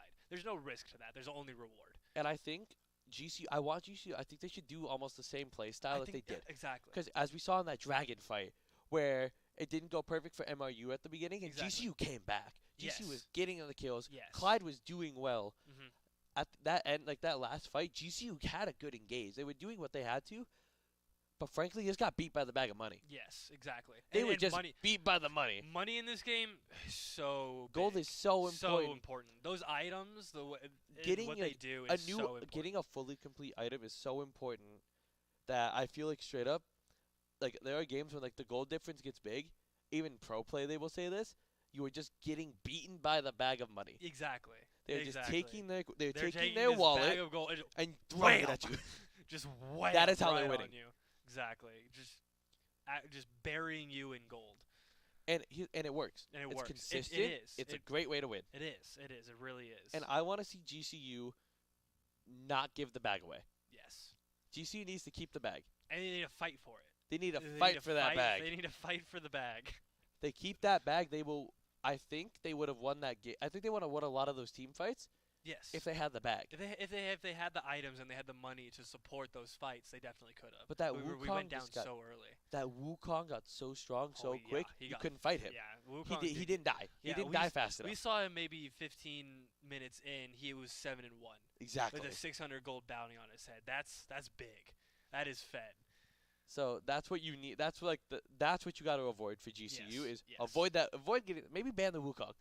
Maybe ban the Wukong. Oh, yeah. Maybe say no Wukong. If that's what needs to happen, that's what needs to happen. But maybe ban the Annie. Maybe they didn't like the Annie support. Nobody likes Annie. It didn't even seem like Annie support. Honestly, it felt like it was full. It just did damage. It was literally felt like Annie do it all. Annie was it was mid lane. Annie was just in support. It was the good old song, Annie, get your gun. It's the oh man.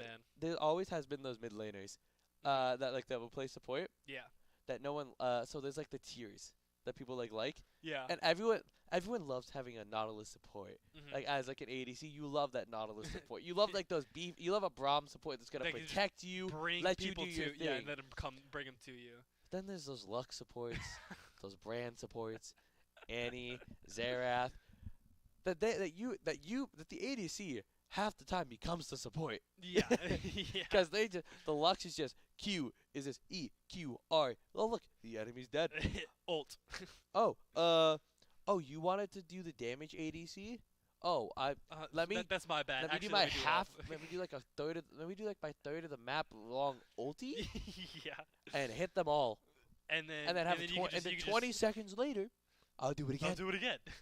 You want to see me do it I again? was gonna say, it's like the SpongeBob meme. Lux ultis. Hey, you want to see me do it again? Oh man.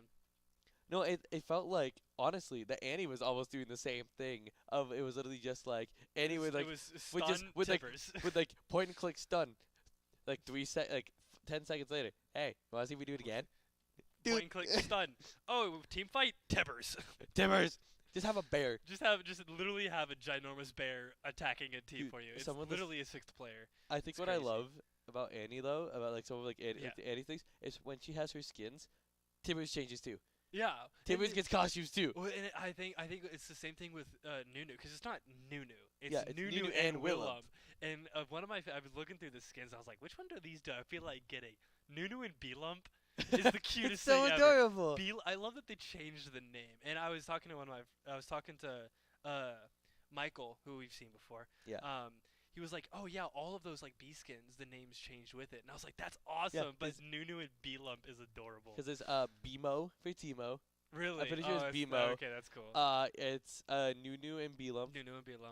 Or Biana. Oh my goodness. I love play on words. I think that. I don't know the Kog'Maw one, but it might be Bima or something. Oh, okay.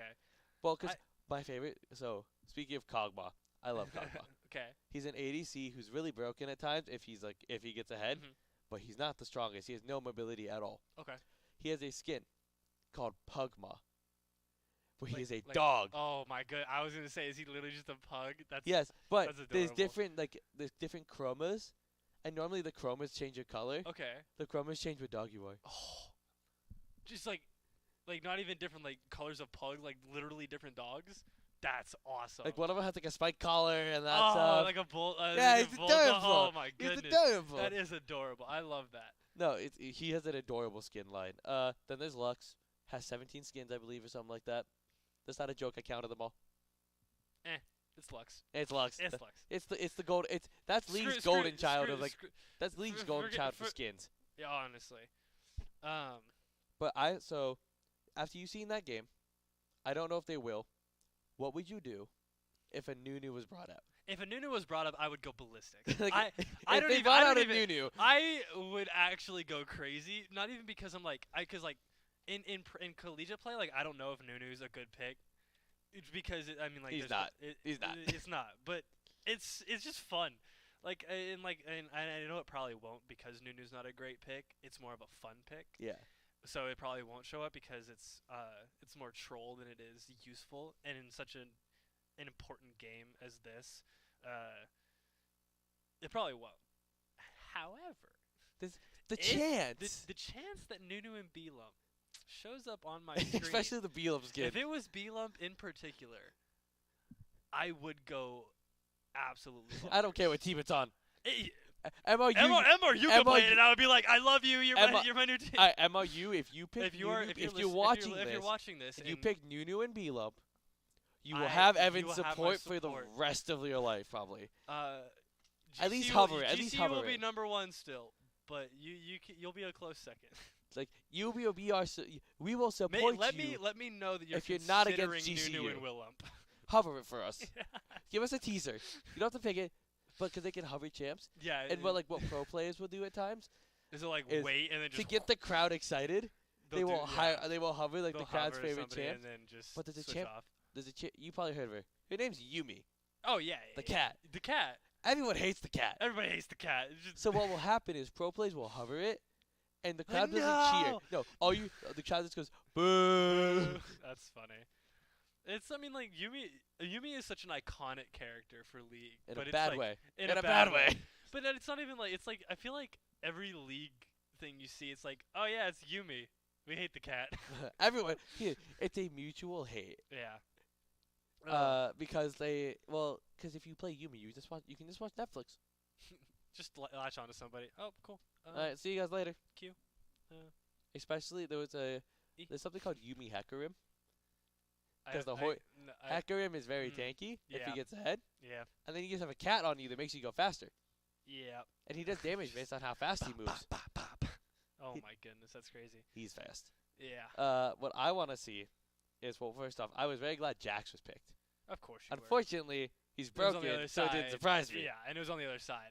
We've been seeing a lot of Jax bans. Oh, of course. In these games because he is broken. He's one of the best champions in the game right now, in my opinion. In my humble opinion. I don't even think it's an opinion. I think it's a fact. I think it's a fact that he is one of the best champions in the game at the moment. It's a fact that he's one of the best. Yeah. I'm hoping to see definitely another tank support from GCU. Okay. I'm hoping to see another I'm hoping to see an enchanter from MRU. The Annie went well, and the Annie's playstyle was well. It was. I just don't like those types of supports. If GCU picked it, I would still support GCU. Do I support the pick? No. No. The only support that I will accept that is like more of a damage support is Heimerdinger. Okay. Because he's Heimerdinger. He's Heimerdinger. And do you know his nickname? I feel like I do. The Donger. Really? Yes. Oh my goodness. That's what the community calls him. That's funny. But no, I would love to see. I want to see Sencrad on Akshan if he's allowed. Yeah, we did see the Akshan. We saw the Akshan ban. I want to see. We'll see if they pick it this time. I want to see mid lane be more. I want to see Akshan and Sencrad. I want to see what he can do. Okay. And I want to see what both mid laners frankly can do. Because while you see Nivea was hitting good stuns and everything, not much else was going on. It was. It was just a couple walls. I'm gonna hit you. You're gonna hit me, and we walk our separate ways. It's like turn the other cheek. It was not explosive at all. Cool. We're done. Leave. The bot lane was explosive, and I loved it. We were seeing a lot of action top lane too. Well, that's top lane. That's top lane. Top lane is top lane. So just fight as much as what possible. the old meta used to be for top lane is you have two tanks up there, and we called it a wet noodle fight. I heard that. You walked up to each other. You like slapped each other around for like for like 20 minutes. Then you're like, oh, my team is fighting. Time to join the team. Leave. Yep. Literally That's what funny. it was, and it was boring. Yeah, that sounds boring. It was very boring to watch. Just it was max health, just low damage. It actually got changed because of because of when teleport got changed. So because when teleport got changed, actually kind of because of that playstyle.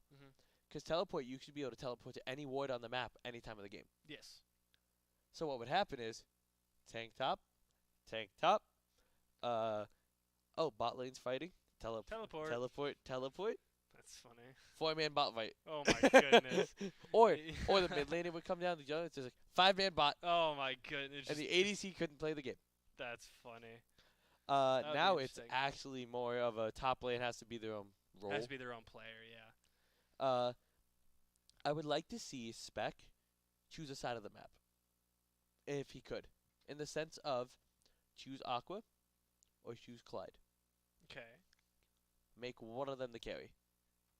Okay. Because I think one issue I've seen with GCU for the past few weeks is they can't decide who's going to carry. Yes. And they don't choose a weak side or a strong side. They just kind of say everyone be strong or everyone be weak. Yeah. I think if they chose a strong side and a weak side, it would be more consistent. And then have Spec go... Spec carry. Let Spec carry. Okay. Let Spec play like Lilia, Talia. Okay. And then you can let Sencrad scale mid. Oh, okay. I got you. But if you're gonna have a carry top and a carry bot and a carry jungler, then you can't have scaling mid. Yes. Then you need skirmish mid. Okay. Because if you want multiple people to be able to carry, then you have Sencrad, who's the only one who can enable them, other than the jungler. Yes. While if you have a top laner that will scale and just wants to sit back, and Gangplank does scale. I will admit that Gangplank does scale, but he got a little too aggressive, got picked out a few times. He was getting picked out a few times. And so if Gangplank just scaled, they focused all their efforts toward bot lane, and then let Sencrad scale as well, team fight would be a lot different because a lot less picks would happen. Yes. But I feel like they were just trying too hard to let every lane carry instead of choosing one or two to be the carry of that game. That makes sense. Yeah, I think we were definitely seeing that. And not only that, but getting caught out in the open as well. Those catches. That was the big props thing. to props to Mount for abusing it. Props to Mount for seeing Milky go roam for like 2 minutes. Roaming dead. just in the water, and then just you're here by yourself. Cool. I have me and 2 teammates here to absolutely destroy you. Exactly. And what I'm excited for is I think we're gonna be getting the draft year now. I believe so. And I'm excited to see what's the changes. So it looks like we have a Zaya ban for the first ban from GCU. GCU's on blue side. That means GCU gets first pick now. So GCU gets priority over who they want first. Maokai being banned, not a shock. Maokai, one of the best junglers in the meta right now. Yes, I have. He's a tanky boy who does way too much damage. For a jungler. That's Jaxby. I like the respect. That is a respectful ban of Jax saying, "Hey, the enemy can play it. Get rid of it." We just got destroyed by a Jax. So what if Let's they just don't have a Jax? Rid of it. I think the hardest part about about picks and bans is always who did well last game and what do we still need to respect. Because for every ban you swap out, then whoever you banned in that spot last time, they can still pick it. Yes. Which is the biggest issue. So I want to see what the last ban. They're gonna ban the Wukong. I like the respect of the Wukong. Wukong was an issue. Wukong was definitely an issue. We were definitely struggling with that Wukong. That Wukong was great. And actually, they're banning Annie. That doesn't shock me. They do not want to. Sendcrat has been playing Annie. So we have I was wondering. Aqua loves playing Caitlyn. Aqua doesn't play Caitlyn. Okay, maybe it wasn't Clyde Aqua does. then. Clyde. Okay, I was like, one of us plays Caitlyn. Yes. And I was like, we didn't see it first game. So yeah, I was Clyde kind of loves intrigued why. Caitlyn. We're gonna have another Varus ADC coming from Mount here, and we're just gonna kind of see, same draft, different draft. I'm expecting. I was like, it'll definitely be different. Ooh, we have a Karma support. Okay. The interesting is Karma can go support or top. Okay. And so we'll see if we want to go more supportive on the top side, or if that's just gonna be Karma Varus. Karma Varus is a very powerful lane because Varus ults you and it roots you, and Karma has a root, but it takes a little bit to activate. Yes. But when Varus root ends, oh my God! It's to be fair. Am I upset? Slightly. However, I understand? It's Absolutely. Caitlyn Lux bot lane. Yeah. It's one of the, it's a broken. very powerful bot lane. That's Wait! Oh! Come on! No! Come on! No! No! Go back! Don't, Go back! Go don't back! tease me! Go Do back, not go tease back, me like Zincrat. that! No! Don't tease me like that! He wanted it. He had it. Maybe it he's was not there. allowed to. Maybe he's not. Maybe CLOL isn't allowing it. Maybe CLOL. I'm gonna tweet. Be like, CLOL, unban Aurelion. CLOL, let us have Aurelion. I wanted it. I wanted it so bad. He teased us too. He teased me with it. He was literally sitting there waiting for it to happen. Hey, well, we do have so we have a Rise lock-in for Mount too. So, bot lane and mid lane done. So we're gonna see some support bans. We're gonna see some top lane and some jungle bans. Okay. That's what I'm expecting. Yep, we got. Oh, Aqua's Jace. Let me tell you, this man don't miss with his shock blast. Oh, okay. He don't miss. And if he does miss, it's zoning. He doesn't miss on purpose. He does not miss on purpose. Okay. Oh, sorry, he doesn't miss on accident. If he misses, it's on purpose. Gonna get the Urgot ban. Kind of a top lane respect ban, as Aiden 2 did play a lot of Urgot. Okay. And Aqua plays a lot of Jace.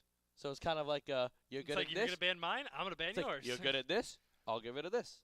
It's almost like, I'm guessing the Jace may have been the Urgot counter. Oh. So when they banned the Jace, they ban the expected Urgot. an Urgot, so you ban the Urgot. And that's the power. And then Sejuani ban, coming in here for the jungle ban. So it's kind of like that's like the Jace Urgot. It's like, if you play Urgot, I'll play Jace. If you ban Jace, I ban Urgot. And that's kind of the power with having some of the ban phase kind of selected. I don't know if the enemy jungle plays Vi. Vi is very powerful. Vi is powerful. I forget. Is unstoppable. Vi scaling? Vi scales? Kind of. She's bruiser. Depends on what build you go. Okay. She has 2 builds. She has like more of an assassin build where she will kill you really quickly, or she has a bruiser build where she's harder to kill. The only time I played against a Vi, it was awful. They went like 22-6, and They hurt. My bot lane was feeding. So it looks like Mount is going to be taking the Graves. Taking the Grave, okay. Now, so that means that they are saving top lane counter pick, which is very, very important, as this is basically Mount saying, we will take any jungle matchup. We want to win top lane. Clyde going gank. I would love to see Aqua go gangplank again, because frankly, it's safe, it scales, and it doesn't have a lot of really hard matchups. Yeah. Especially with the Jax gone. We are Now, gonna get that. Yep. who will the jungle counter be? That's the big question. Yes. Who does Spec want to play into the early aggressiveness of a Graves can be? Graves has great early game dueling. Who does he want to play into it? Maybe a Lilia, but they have a lot of AP. I'm looking for a Talia. Talia is not banned. She's not. You're right. Talia may come out. Talia, Lilia. Or just. Hey, yeah, you called we get it. to see Spec's Talia is terrifying. Is it? It is amazing. Well, His Weaver's wall is great. Oh, looks like it is the Karma top. No. No. Not the human. They're watching. They know. They're watching. They know. Even with the delay. Okay, maybe. Okay, never mind. So it is Karma support. They picked the Yorick top. Of course he picked Yorick top. I don't like Yorick. He's good. I don't like him. He summons little minions from the dead, and he will split push every tower to the death. His entire kit is based off of summoning little minions, locking you down, getting his little minions on you, and then having his ult, which is like a big minion called the Maiden, and his Maiden summons more minions for him when he kills your minions. He has a limit of 4. He can only have like 4 of them out at a time. Oh, okay. But that's still. But for auto attack champions, it's not bad because you one shot them with any auto attack. Oh, okay. But they have a lot of damage resistance to abilities. Oh, okay. So they don't get one shot by AoE abilities. Oh my goodness, that's which terrible. Means they can swarm you. And he has an ability with his E. He throws like the Shroud of Mist at you, and if it hits you, it slows you, and all of his ghouls can just jump on you. No, literally, they all just jump on you. That's terrifying. It sucks to deal with. I've never had to play against one of those. Luckily, I believe Gangplank can farm money off of it with his Q. Okay. But what I'm excited to see here is that Graves Talia matchup. That is going to be the most important part of this game. Because the mid lane matchup, frankly, it is a Rise, he scales. It is a Victor, he scales. It is going to, mid lane is literally going to be a Victor Laser, Rise EQ, Victor Laser, Rise EQ. Oh, we're both kind of low. We're going to walk away. We're going to back. We're going to buy items. We're going to come back. Now we just do more damage. We're going to do the same thing, but we hurt more. Yeah, we were kind of talking about that like before the first game too, and obviously it didn't go as simple as that. Yeah. So, and like we were saying in between, it's not so simple as just like assuming like, oh, they're gonna fix this, right? GCU knows how they're gonna play, or it has a general sense of what MRU's plan is. Yes. So, seeing how they're deciding to switch that up is definitely going to be a big part of this. They know that they can't get caught out in the open anymore.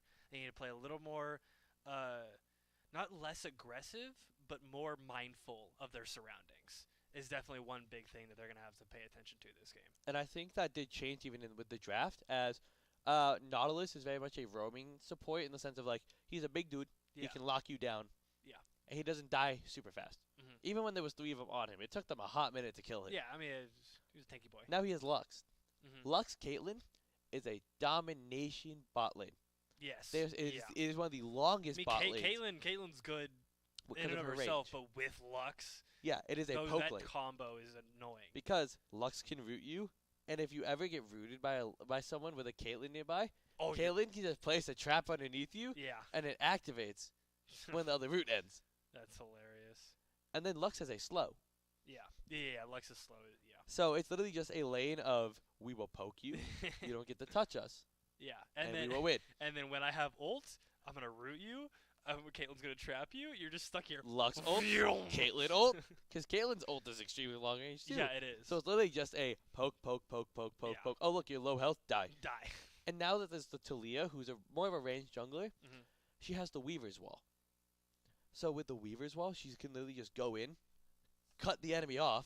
Yes. Split the enemy team up. Oh, Lux no. roots. Oh, no. Lux ults. No. It's going to be very much a Gangplank ulti to slow them. Mm-hmm. And we'll see and like that's the like in theory. In theory. And in normally that's what GCU wants. And normally in theory tends to be what happens. But it's the in theory of if that's how they end up playing it, and if it's something that MRU gets caught in. Exactly. MRU we've seen is a smart team. They play very smart. So that we'll almost have to see like, do they get caught that? Do they get caught with that? Do they get caught with that? Do they respect it? Do they get rooted? Are they gonna get caught in those sort of traps in those poke battles? And I think that's one of the most interesting things we'll see as we're getting ready to get into this. So, and I think MRU wants to survive. Yes. MRU's bot lane and top lane are going to be survival. Yorick is basically going to have the time to split push and cause pressure as we're getting into the game here. We'll honestly kind of see it in game. Yeah. Where, just even looking at the matchups, Talia's going to want to get ahead and basically be able to kill you. Because no one on the Yorick might go tank. But he went Comet, so I'm guessing he's going to go the newer build, which is a damage-focused build of I will kill you faster than you can kill me. Okay. And I will heal the damage you do. Okay. Aqua is going to go the same. He actually went First Strike this time compared to Grasp. First Strike is basically I hit you before you hit me. I get bonus gold. Oh, nice. Yeah. We love gold. Everyone loves as we saw last game. We love the Some bag. people got beat up by a bag of money. We love the bag. We do have the Varus coming out again, spamming that mastery. Spamming the mastery. But Varus is actually going a different build this time. He has a different summoner set. He has his he has Comet. Same with Karma. A lot of Comets. There was 3 Comets on the side of MRU. Yep. And then we look over here. We have 2 First Strikes for GCU. We also have the Comet on the Lux, the Fleet Footwork on the Caitlyn, and the Dark Harvest on the Talia. That Dark Harvest means Talia wants to fight you and get them stacks so she will kill you. Okay. Because Dark Harvest, when you get like, I believe it's like a quarter of, like below a quarter health, and Talia hits you, it does a little bit bonus damage. And she gets a stack, and the more stacks, the more bonus damage. So you see, the only hard part will be for this bot lane, as trading is already starting, is going to be Karma Varus also can poke. Karma's Q, very annoying ability, especially when she empowers it with her R, because she has her R from level 1. Because it just empowers an ability. Okay. And it can make the poke, honestly, half the time as annoying as Lux Caitlyn. It really comes down to when Caitlyn gets some items and Lux gets a little bit items, their poke is better because they build a little bit more damage. But you can see the Karma can just throw Q after Q after Q. Yeah, my goodness. And it's just a poke bot lane. And honestly, for now, it might be GCU having to survive until they get a little bit of items. Mid lane, like we said. Yep, poke battle and leave. Hit each other a bit, back off. Top lane, it's kind of the same thing. Mike is just shooting him. Mike is just queuing him, getting some minions, while Yorick is just surviving and hitting him back. So all this early game is. The jungle pathing, they're actually both toward bot side. Graves walking straight bot. Walking straight down. But there is a ward. There's a ward. Graves so is now being spotted. They're pinging him. It. He's getting spam pinged out of there. They're saying, hey, Graves, back off. At least in solo queue it is. He's just kind of chilling there. He's just kind of waiting. He's just kind of waiting for the moment that he can push in and get a free pick, maybe. Well, so the nice thing is if we look here, so the MRU bot lane is almost pushing the wave a bit. So as you push the wave in, it's more dangerous for you because you're farther from your tower. So what a lot of junglers do is they'll come toward your lane, especially if you're pushing really hard. To try and like bait you. Not even bait, just not bait, protection. But yeah. To try and like get your attention away from pushing minions. Yeah, and it's almost protection of like, hey, if they step up to make a play on us, we're here. But looks like, I don't know if Karma sees, but the first blood is going to go to Varus. Spec is down there. Spec is going to try and get the trade kills. Okay, the trade is going to go for Caitlyn. I don't know if they saw the Graves again. Yeah. They might just be going for the damage. It looks like they're just going to trade onto the Varus. Spec is going to go for the kill onto Varus. It looks like it's just going to be a 2-for-2 in favor. No team really getting a favor other than the first blood. Still tied with gold. So other than the first blood, it's literally the exact same scores across the board, other than Graves didn't get an assist. Only difference is Talia got an assist on the first kill, Graves did not. Only difference in that entire exchange. It looks like Aqua is teleporting back up top lane as he was getting chunked out by Aiden a bit, as you can see there's a huge mini wave, and look at the ghouls. Look at the ghouls. Like, this is what Yorick does. He just kind of does what he wants. Aqua's just trying to save his flash if he can. He doesn't have to flash yet. Gets to save it so he can at least stay for the wave. But you can kind of see, oh, Aiden's going to do a flash under the tower. Aiden's going to get dropped, but... Unfortunately, the biggest thing there is, even though Aiden does die with him, Aqua's losing a lot of farm. Yeah, no. And all those minions for experience. He's going to be quite a bit behind. It looks like Durku's kind of roaming up to protect Magic, you know, protecting him from the gank by Spec. Good gank there by Spec to kind of get in there. Blue rises flash. And if you can look here, GCU spot lane has a little bit of a lead in experience as they're level 4. MRU's only level 3. But it's just kind of while GCU has a little bit of a bot lane advantage. But yeah, Aiden has a top lane, MRU has a top lane advantage right now. But the nice thing is, if we look here at the items even, Gangplank has a Sheen. Yeah. And I believe Sheen is more valuable than a Vamp Scepter. Because Gangplank's Q procs Sheen. So it basically means that when Gangplank shoots you with a Q or his barrels, he just does more damage now. Oh, well. And it's more damage than just an item. It's an ability. But we see here Yorick is hitting level 6. That is very scary for Aqua, as it looks like Graves is just going to start taking the dragon. His bot lane has the push. Not really a way to contest it unless GC wants to try.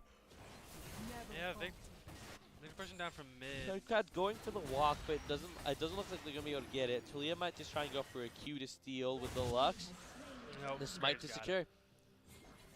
Looks like it's just going to be another little bit of trading mid, and just going to be a dragon taken. Not much of a gold lead, but getting that first dragon is always nice for any team. But like we said, right now, this game already, I will say, the game is already looking a little bit better. It is, for GCU sure. They're not getting picked.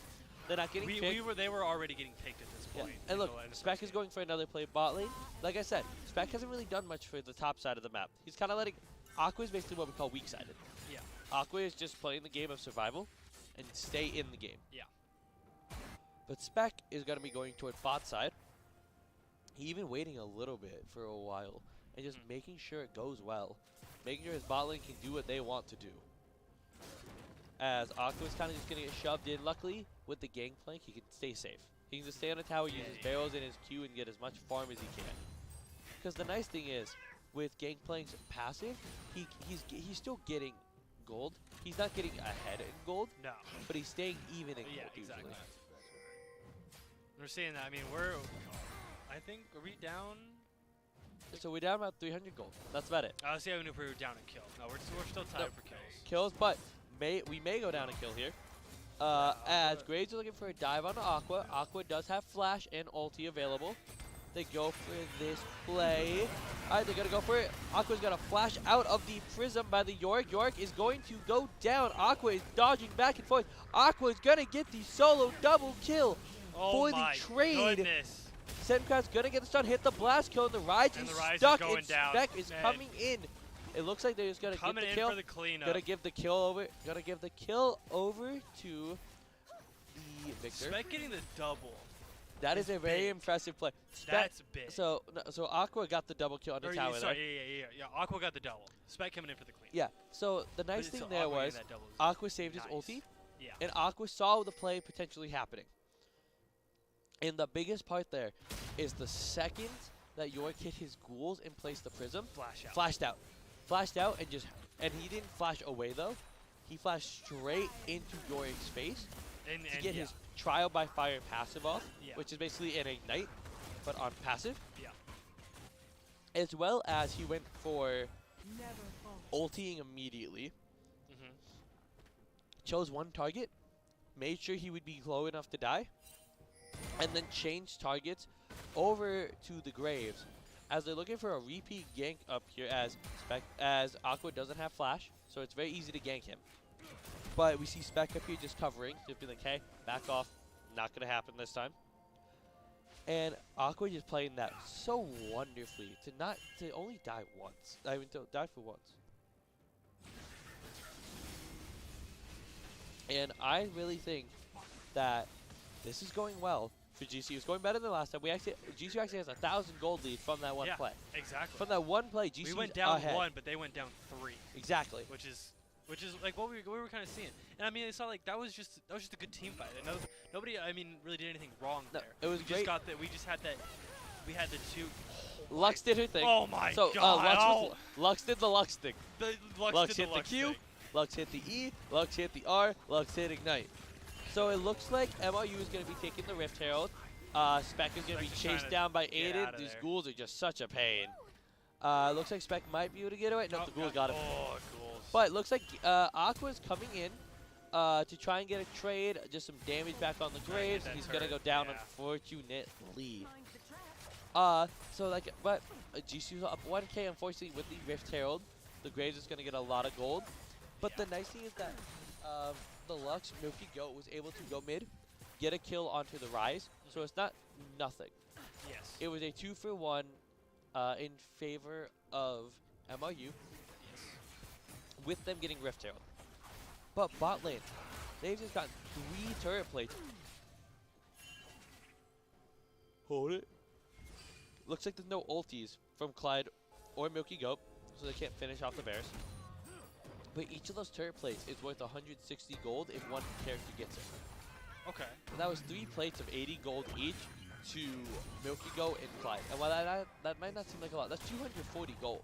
Oh yeah, no, that's big. That Varus doesn't have. Exactly. And the beautiful thing is, even though Aiden is still ahead because Aiden has a good pressure, it looks like we got the Rise ulting in here, trying to help. But it looks like they're going to trade him. They're going to get the stun on him. It looks like it's going to be a full fight. Sendcrack teleporting down. Gangplank ult coming down, getting the slow onto the Graves. The Graves is going to get ulted by the Caitlyn, but actually going to get blocked by the Karma. But the Weaver's Wall is coming in to block them off. That is 2 more kills. Spec may go down. Spec looks like he's going to survive. And that is advantage towards GCU for that play. And Dragon is up. With Dragon up, GCU could easily take Dragon here. They take this. That is Infernal Dragon for GCU. And that's what what we talked about last game. You were talking about that wall. Or no, I'm not talking about the Dragon. I'm talking about that wall that came up. Perfectly. Splitting them off and just traps them there. Take a little bit of damage from the tower, but you are trapped there and you are dead. And this is what we kind of talked about in between games. This is what I wanted GCU to do. Yes. GCU's team fighting is good. Oh, it's beautiful. As we saw there. It's beautiful. They're great at team fighting, and I think they are better than at straight up team fighting than MRU. Yeah. MRU, but no, for sure. And GCU isn't falling behind, and they're getting the team fights. Yes. They're not just getting picks. Looks like Lux is just gonna with Lux having such a short cooldown on her combo, she can do that whenever she wants. Looks like they are gonna try and punish her for it, but unfortunately you're not gonna catch her. Get out, yeah, she has her root back up. They're gonna take this fight though. They're gonna try and poke down. They actually and they get it! Oh punished. My goodness! The Graves gets punished. Looks like Mike is gonna go down top lane to the Rise roaming up, which is gonna look like honestly top tower probably won't go down be a lot, but that is a huge change of events. As the Graves and the Karma were like, all right, Lux is pushed up. Let's kill the Lux. Let's punish the Lux. So, and honestly, I'm very impressed that GCU was able to kind of just come back and fix any of the issues from last game. It's been very, very good for them. It looks like top tower is going to go down, but looks like they are going to collapse onto the Yorick. And even tower's going to drop, but so first tower gold to the Yorick. Yep. But another kill going over to GCU. 13-8 now. A 2,500 gold lead. Almost an entire mythic. Yeah, and almost a game basically flipped from last game. Caitlin's just gonna go ulti the Varus, get him out of it, get some damage done, make sure he doesn't go for the Lux. And it's really just becoming a game of GCU. It's not in GCU's full control. It's not a big enough gold lead where you beat it with your wallet yet. But this is it's way better than it was last game. Yeah, you know, it's not They're like a bag. A lot, not more passive, but smarter. Yes. It looks like that they're gonna summon the Rift Tail mid. They're gonna try MRU. I'm gonna get the Rift Tail charge off. Just gonna try and break the mid tower down. You know, breaking the mid tower is always helpful. You'll get half the tower gone. Nice and easy. Yeah. But if we look, well, yes, top tower fell. It looks like Milky gonna go for a play. Gonna get the root. Gonna get all the combo off. Yeah, and that's the combo we were talking about. That is the combo. Rooted. Slow. Ults. Just dead. What do you do? And the difference is with the Varus being on. Luckily, Varus has the wave clear, but it looks like the tower is gonna fall. Varus just has to back off. Just has to back off. Varus doesn't have the option. Spec coming in from Spec behind. was ready. He was ready for any fight. But I'm liking so. MRU is doing what they can. I think. Luckily, MRU won game 1, so you know they're not like you don't have to be like afraid. Looks like Aqua's gonna ulti just to kind of keep himself safe. Does a lot of damage back, but unfortunately since he is squishy, looks like the Graves might come in. Maybe getting caught out? Nope, it doesn't. No, I don't know if he's gonna get caught. It depends on who gets caught first. Oh. The issue, Varus does Victor does a lot of damage. It looks like they are gonna be able to shut down the Victor. He did not have flash up for 15 seconds, and that's just unfortunate. But with this game, you can just tell the difference. In last game, GCU getting caught out, they didn't feel as comfortable almost. Oh, yeah. This game, GCU's in a comfortable position, because honestly, last game compared to this, with Milky Goat especially, the autopilot isn't there. No. I think last game, when he was getting caught out on Nautilus, he was autopiloting at times. Now the autopilot's gone. And if you look, obviously, you know, Yorick is using his ghouls to farm. Gangplank farming with his Q and getting extra gold from his Q passive. But, it's the Luxus from off the screen almost. Yeah, we were seeing the Caitlyn from off screen and almost. And then the Lux ulti at the same time. They're almost killing Graves. Almost killing Graves. So it looks like the Victor is just going to go bot. Suncrab's just going to go match Sushi. Suncrab has 2 levels. Suncrab will one-shot Sushi if needed. It looks like Gangplank is going to teleport up to the Rift Herald, make sure it's secured, make sure no fight starts. Just head right back up top lane. Taking it back up top. With what we have, it looks kind of like we're going into the. It's almost the same thing that happened last match, just more MRU sided. Now it's GCU sided. Exactly. It's just the passive game. Yeah. Take a tower, kill some minions, watch the enemy make a mistake, or find them out of position. We get mid turret first, which is huge good for us. We also have bot tower taken, and with Dragon spawning soon, I believe next Dragon should be spawning up pretty soon. Actually, sorry, spawn. I couldn't tell by the map. They're gonna try and contest this. But the biggest thing is, with GCU having those towers down, it's much easier for their vision control. However, Spec just walling them off. They're gonna get the Dragon.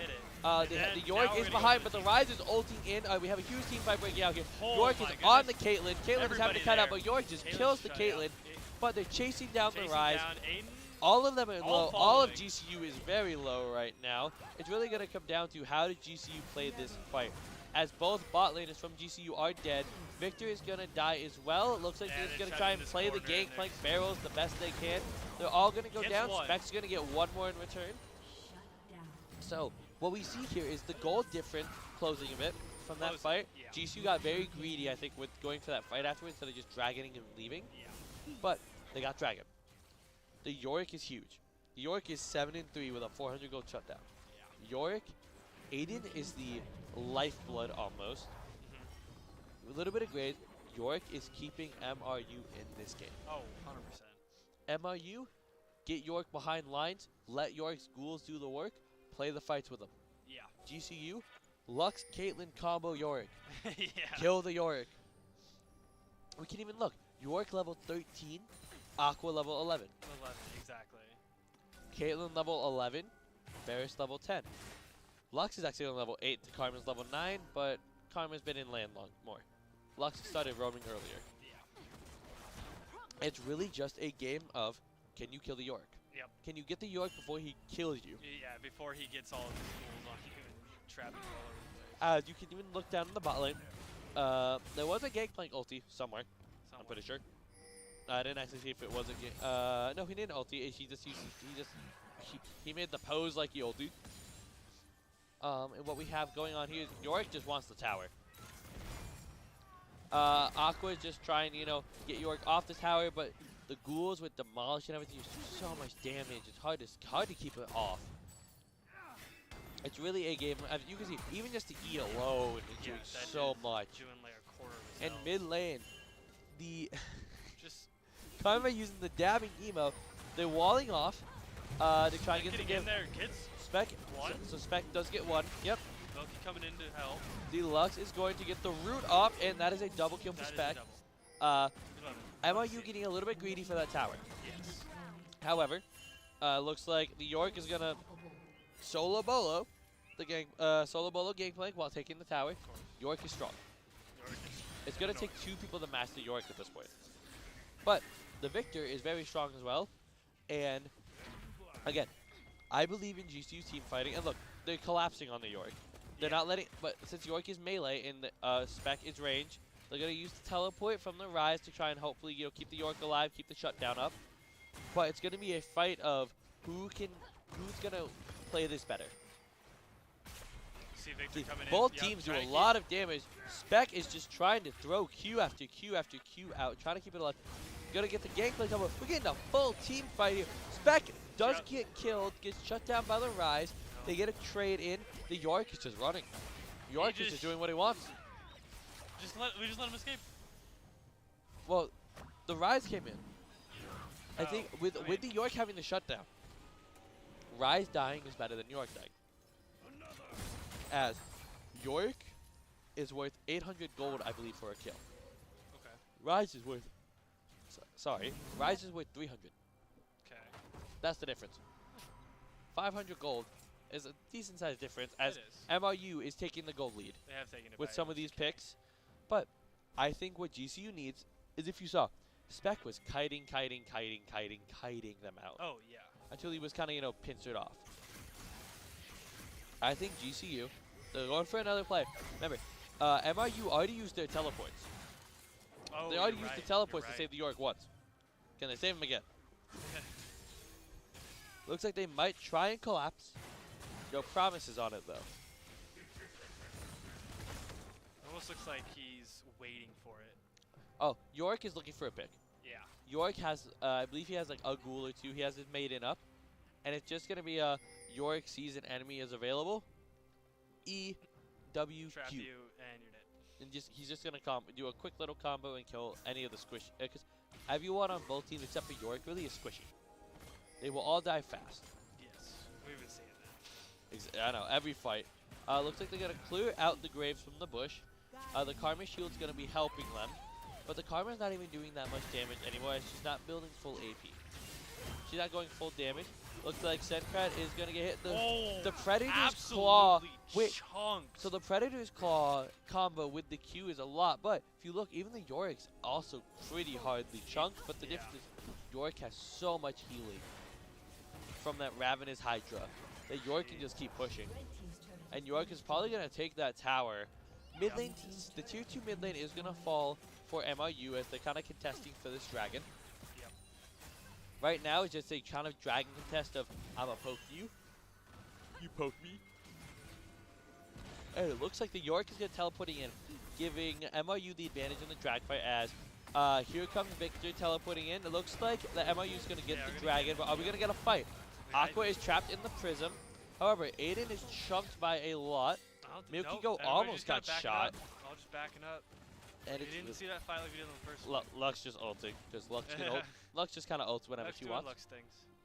I don't know. Milky Go's just kind of low health. I'll try it. We'll see if it is. Might as well. If you die, I get gold. If not, if not, like cool. I have it back in like 30 seconds now. Without any, it looks like both teams. The Rise has the teleport on MRU side. Gangplank has teleport for GCU. Other than that, we're back to stalemate. And I think this stalemate is going to be interesting. Gangplank is getting his items. He will kill a minion wave way too fast. I love Gangplank's ability to just drop an entire minion wave. And he gets bonus gold. He gets like 7 bonus gold for each of those minions. So his gold is not going to be faltering. If I can see the scoreboard, honestly, for a quick second, I kind of want to take a look at these items. Gangplank 2.5. 2.5. Getting point 3, not counting boots. Yorick at 3 full items, almost 4. Going for a hull breaker split push build for his 4th. He's so strong. Everyone else is about even on the field, and then there's just Yorick. Yorick is just the difference. Damn, That Caitlyn ulti is doing so much damage. So much. And I think you observers for the scoreboard. And it's just kind of gonna be a game of who's gonna misstep. I think at this point it's who messes up first. We're playing footsies. Yeah, exactly. It's League of Legends footsies. Apparently Aqua doesn't have to mess up. He just gets chunked. He just gets chunked by ghouls. And Yorick is gonna be able to take that. Honestly, Spec might be able to cut him off here. They also have Milky Goat coming in.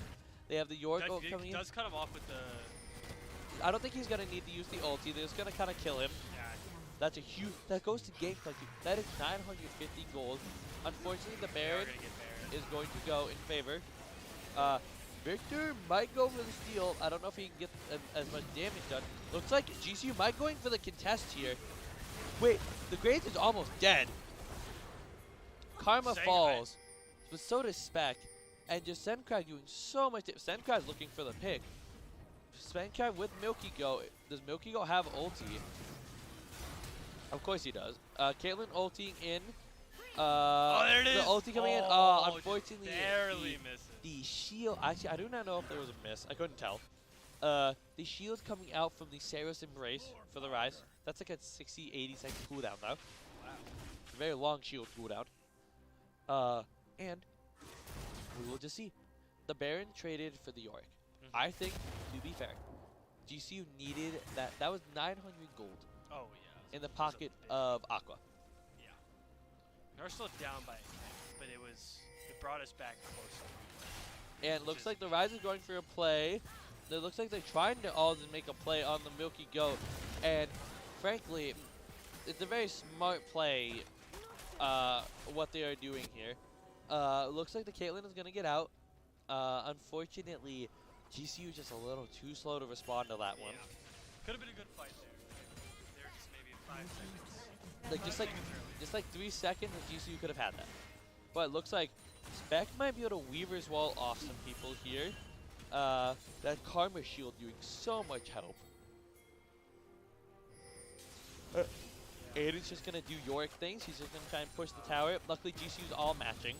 It's kind of just like, especially with the Baron, they have to basically match multiple waves at once to make sure that they don't take too many towers.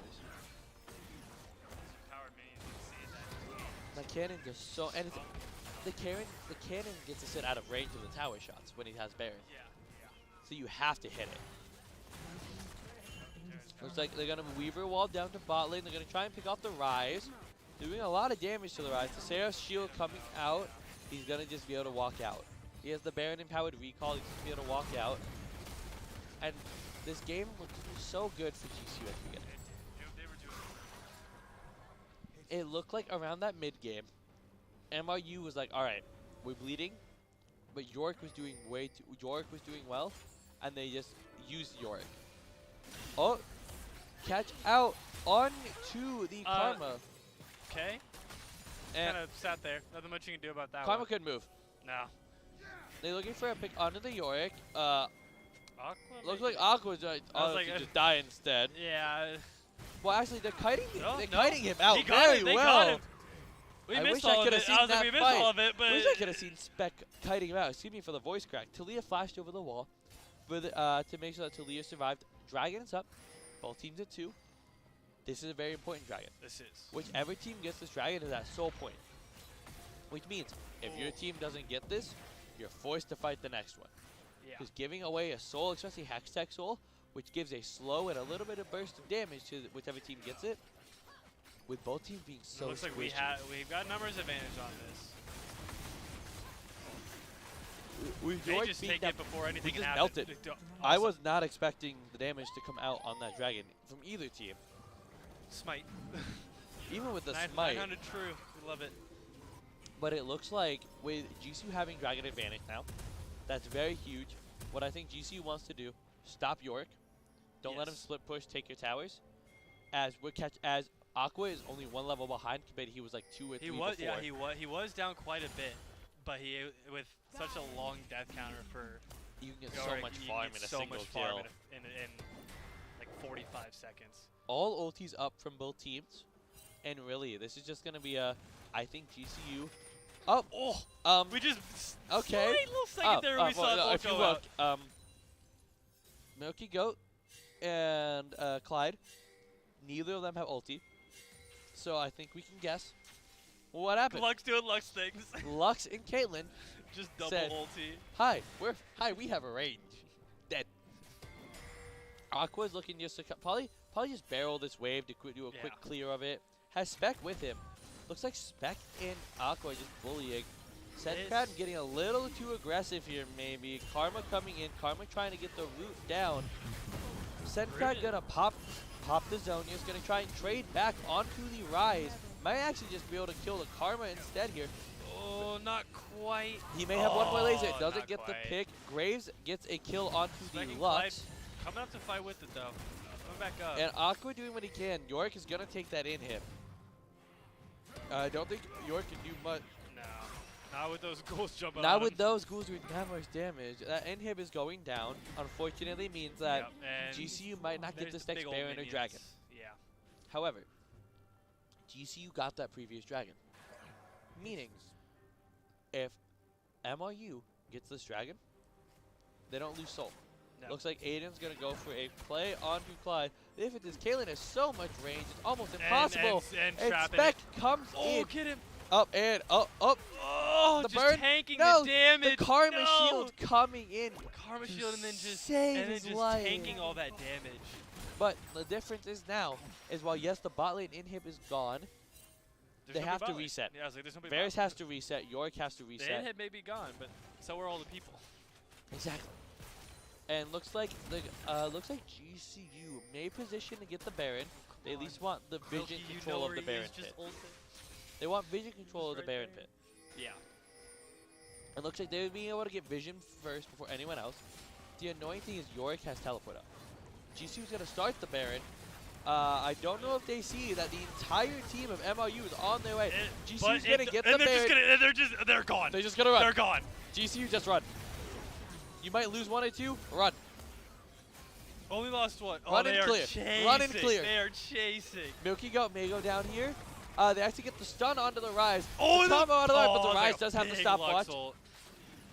And honestly, GCU is doing very well. That was just saying, that was back perfect. Up, back up. That was perfect. Honestly, we lost Aqua. We lost Aqua, but that's fine. That's all GCU lost. They only lost Aqua. Aqua did have a shutdown, and MRU might get a tower or 2. But with those Baron recalls, it only takes 4 seconds to back. Really? That's crazy. It's half your recall timer. Ooh. It looks like Rise is teleporting in onto the Maiden, and it's just once Aqua is back alive in 10 seconds, it's just 5v5.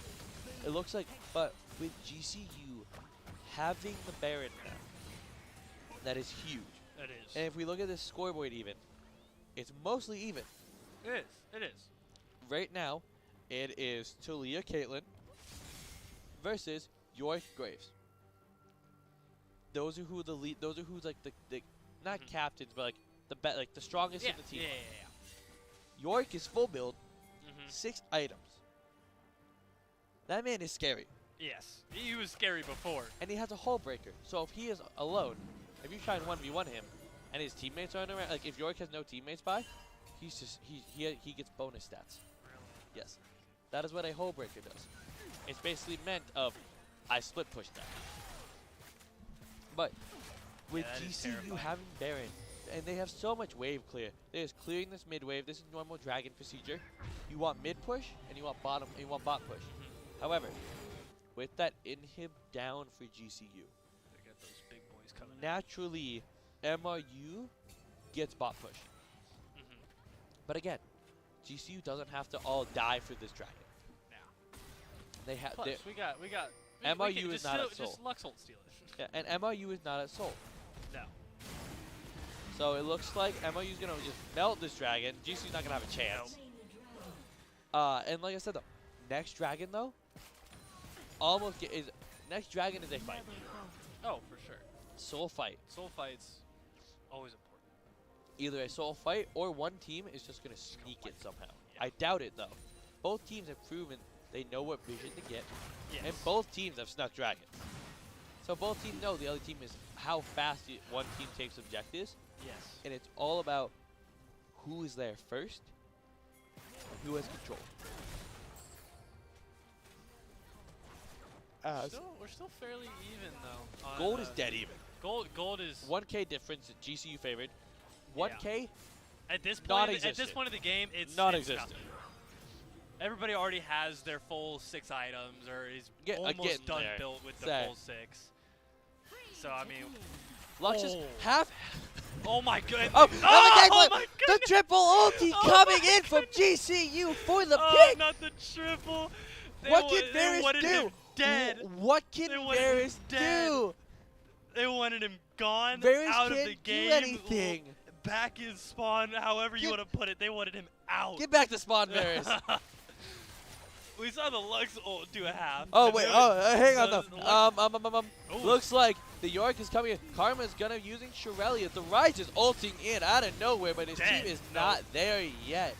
Aqua coming in for the fight. This is the fight. GCU. Lux is ulting again. What the? Lux had ulting again. That's what we're talking about. Lux doing Lux things. The York Maiden is gone. Spec is actually cutting them off, forcing them to kind of walk a little slower. And Aqua's just pressuring them. This is beautiful. That's what we want to see GCU. GCU just said, "Hi, Varus, you're dead."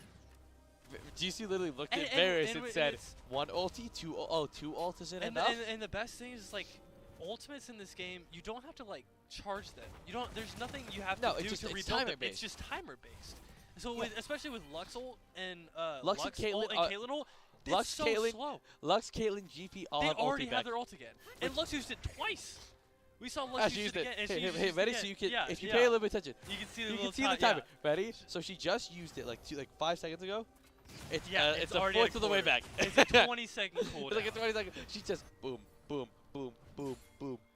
Caitlyn almost full build. Caitlyn is very, very far ahead actually compared to this Varus in build, as Caitlyn has basically a full item advantage on this Varus. And you can see in the even level difference. Yeah, 2 whole levels of difference. This is becoming a game of, I think the issue for MRU is York isn't strong enough. Anymore. York is not strong enough anymore. They had that 2-level advantage. Keep the lead. Exactly. And then when we finally got Aqua back, if we kill him that one time, Aqua got back up to level, and they just couldn't. They can't keep up. GCU's playing it well. GCU said, "Hey, York is ahead. If we can shut down York, we will be ahead." Also, okay. Then he's too far away, but this mid lane situation looks very similar to something that happened about 50 seconds ago. I want it. Or like a minute ago. Look at this dude. It's fine. All right. We got one. All right. No, that's fine. I'm pretty sure you don't even need the combo anymore. It looks like Baron is spawning though. Baron is spawning.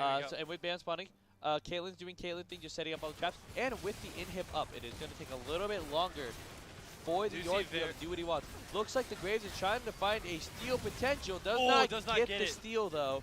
Varus is back down low.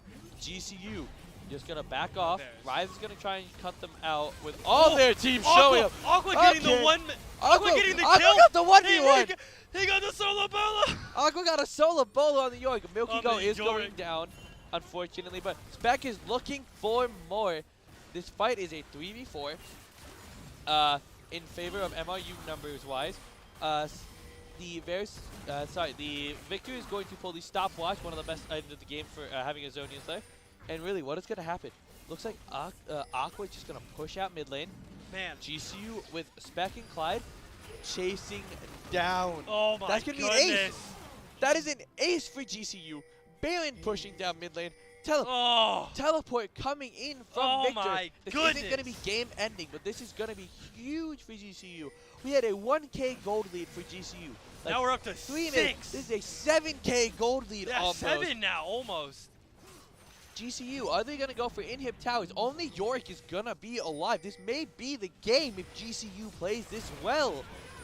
The towers are falling so quickly. I don't know what GCU can, I don't know what MRU can do. GCU just going for the Nexus. That's it. GCU Come on, just get wins it. the That's game. it. Game 2, baby. We have a game 3. We are going to game a game 2, 3 baby. today. Beautiful. We are going to a game 3 today. That is exactly what we wanted to see. That is what we wanted to. We wanted those team fights. We saw almost 0 picks that when we were stuck out in the open, and that was beautiful. During that, we were getting picked off a lot in the mid game. That's when the York was catching up, getting some kills on Aqua and playing well. The York, I will say, 8-2 played absolutely out of his mind. That was an incredible game. York played amazing. Yes. Okay. So we are gonna go to break here though. After we'll that go game, to break here for a minute, and then we'll talk about that when we come back. Yeah. Before the next Beautiful game, we'll talk about that. Congratulations, GCU, tying that up. Congratulations to Aiden for doing amazing That was a beautiful on game. that York. And we will see you guys when we come We'll see you guys back here in a minute.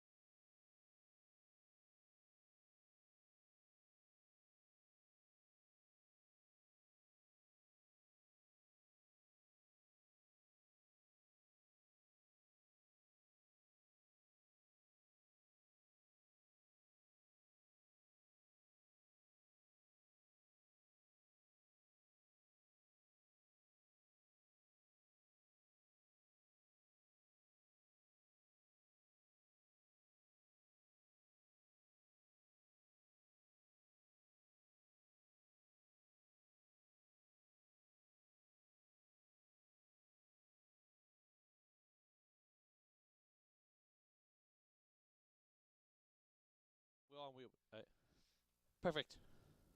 Are we back? We're back. All right. Sorry for a little bit of delay, but we're seeing bans. So, quick ban overview. We got the Ash Maokai Gangplank ban from they don't want from it. Mount. They don't want the Gangplank ulti. They don't want Aqua. They're done with the Aqua They're done with Gangplank. the Aqua Gangplank. GCU's banning the Jackson Zaya. Oh, is that Zaya? Yeah. Okay. The Zaya has been banned the entire time. And let's see what the third ban is. Annie. Makes a lot of sense. We're getting an Anivia pick. So, possibly. Hovering Anivia, a lot of hovers. Oh, just going through the... So, but talking Sejuani. about... So, Sejuani's a great jungler, great engage, tank. Something that they didn't have last game. They didn't have a tank, they didn't have engage. And you could see what happens when you have no tank. When you get Caitlyn. And... run back? Are you going to do it? Get the run back? Come on. They got to. Come on, get the run back. Yeah, we got the run back bot lane. Yeah. We saw... Lux doing Lux things. We don't need to talk about this bot lane. We already saw it. No. We saw enough of it. Lux we saw what they do. Caitlyn doing Caitlyn things.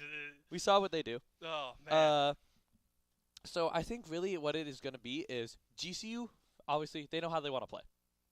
Maybe they'll grab a tank this game for like toward top side, as there's a Sejuani. Well, it'll be interesting to see who... So Averis was just locked in for for Mount.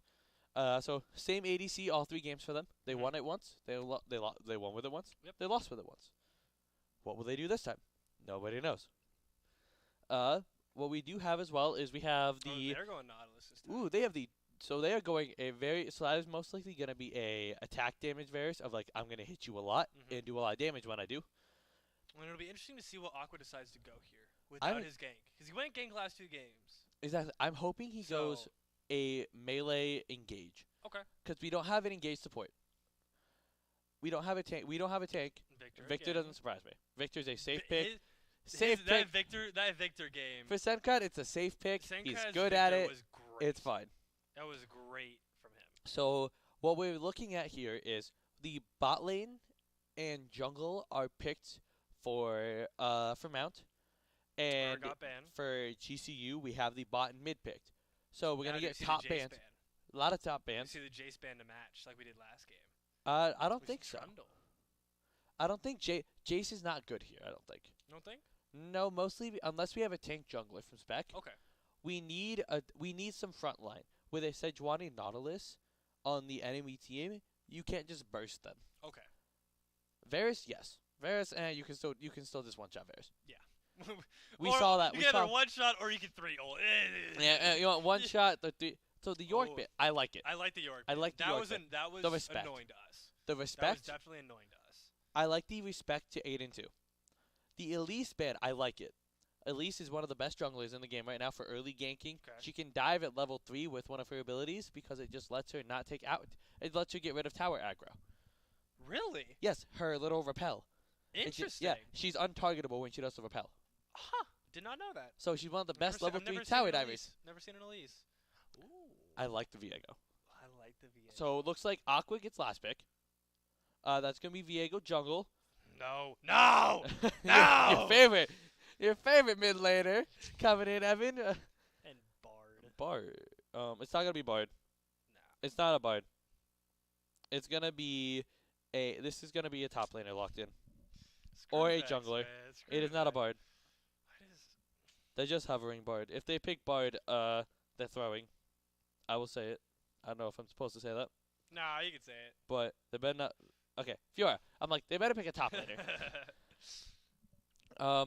I'm guessing Aqua. What are you thinking here? I'm thinking Jax is gone. Jax is gone. Which is a normal. Maybe Gnar. Oh. Maybe some AP. Don't think AP. But I'm thinking some range. He's not teasing us at all. He's not giving us a hover. No, I'm thinking maybe some range, if possible. He's not giving the team it. He's not. Okay. I said range. Or Jace. I said range. And I said Jace. Yeah. So my only issue with the draft difference is there is no tank on the side of GCU. Okay. It is going to be Viego running the show for GCU if they want an engage. Okay. As Jace doesn't engage, Caitlyn doesn't engage. Got it. Lux doesn't really engage. Yeah. She is kind of rude. She's kind of just there. Victor doesn't engage. Viego can. Yeah. But I think the biggest thing will be is GCU's Viego from Spec can get the resets. Do you know how Viego works? No. Viego helps kill someone. Yes. He can possess their body and use their abilities other than their ultimate. Well, that's good to know. That means if you catch the Nautilus out, Viego can take the Nautilus and then Nautilus hook and passive and root you with his passive. Huh. Yeah. And then also ult out and do all the Viego damage. Huh. Viego is known probably as one of the biggest snowballers in the game. Really? Because the thing, he also gets health when he steals something. When he possesses, he gets extra health normally. Interesting. And also, if Viego is level 6 and you're level 5 and he kills you and he possesses you, he's just a stronger version of your champ because he keeps his level. He keeps his level. Interesting. Now, say they're level 5. Does one ability get bumped up a level? I don't think so. It's just kind of everything. The base does stats, more. but base stats. Yeah, base stats does more. Okay. It's insane. It is very insane. I can't wait to see that. Also, when Viego possesses, he is untargetable. I kind of figured. So, he kind of just.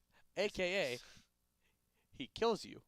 He possesses you as your team is throwing abilities at him, and they might all miss. Yeah, that's funny. I like the Jace though with the Caitlyn Lux. I am sorry. Okay, I'm going to apologize now. This is not a PSA, but I will apologize to all ADC players and mid laners for the potential destruction of any squishy champion in this game. Varus might not be able to play. That's not even trying to be rude. I'm not saying the Varus is bad at all. There is because Jace Shock Blast scales really hard, and it will do almost as much as that Caitlyn ult sometimes. Really? It can do a lot because he builds lethality. And that's a regular ability, isn't it? Mm-hmm. It won't do as much always, but it's also a regular ability, and he can buff it with one of his others. Ooh. And it's very far ranged. Yeah. There's a Caitlyn. You say he doesn't miss. And Lux. I don't. From fighting it personally, it's very hard to avoid it. But it's one of those things of.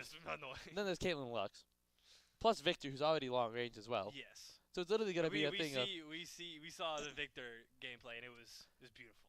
Senkai did amazing on it. So what I'm expecting from GCU. Okay. They have to get 2 objectives first. They cannot fight into an objective. Yes. In the sense of they cannot go Fog of War because they have a Nautilus Sejuani ultimates, which will lock the entire team up and kill them. But plus Vex. Yeah. But if GCU gets to an objective first and they're not really far behind, they will one-shot you. And if they have vision, if you don't know where Lux, Caitlyn, and Jace are, and you walk into a bush and they know you're walking into that bush, boom, boom, boom. Caitlyn ult, Lux ult, and you're dead. Lux root, Jace Q, Caitlyn ult, and in case you live, I say Lux ult, and in case you live, Caitlyn ult. Now, Jace doesn't have that global ult like Gank nope. does he? No, so we may not see Varus getting triple ulted. He might not get triple ulted, but he might get double ult shock blast. Double ult shock blast. Well, that'll be good. That'll be fun to see. Plus, Jace can just go into melee form if enemy gets too close, smack him away with his hammer, and then go back to gun form. Oh, he has forms. Yes, that's what his ult does. His ult switches between cannon form and everything, and we'll be able to see that in game here. And I'm very excited to see it in game. And I think we're going into game 3. It'll be game 3, which I'm very excited for. Yes. There's no fixing the mistakes you make now. Nope. And both teams have had games where they've done very well. Exactly. Now, I mean, honestly, Aiden has been. Aiden's been doing amazing in the top lane. I'm excited to see how Aqua deals with it. Yes. Now. He did it good. I have one question for you. Vex. No. How happy are you that that's in the game? I hate playing against Vex. I talked about this, man. I feel like every single time I gank, I get down to I get a kill and I'll go down to 5, a quarter health, and out of nowhere here comes this Vex bird, just straight at my dome, and I'm dead. It just takes me off. I mean, if the Vex dies a whole bunch, you're happy. I will be happy. If the Vex gets some kills, I'll be like, good job. But I don't like it. I'll hate you forever. But I don't like it. Vex is going first strike, so it's gonna be very pokey Vex.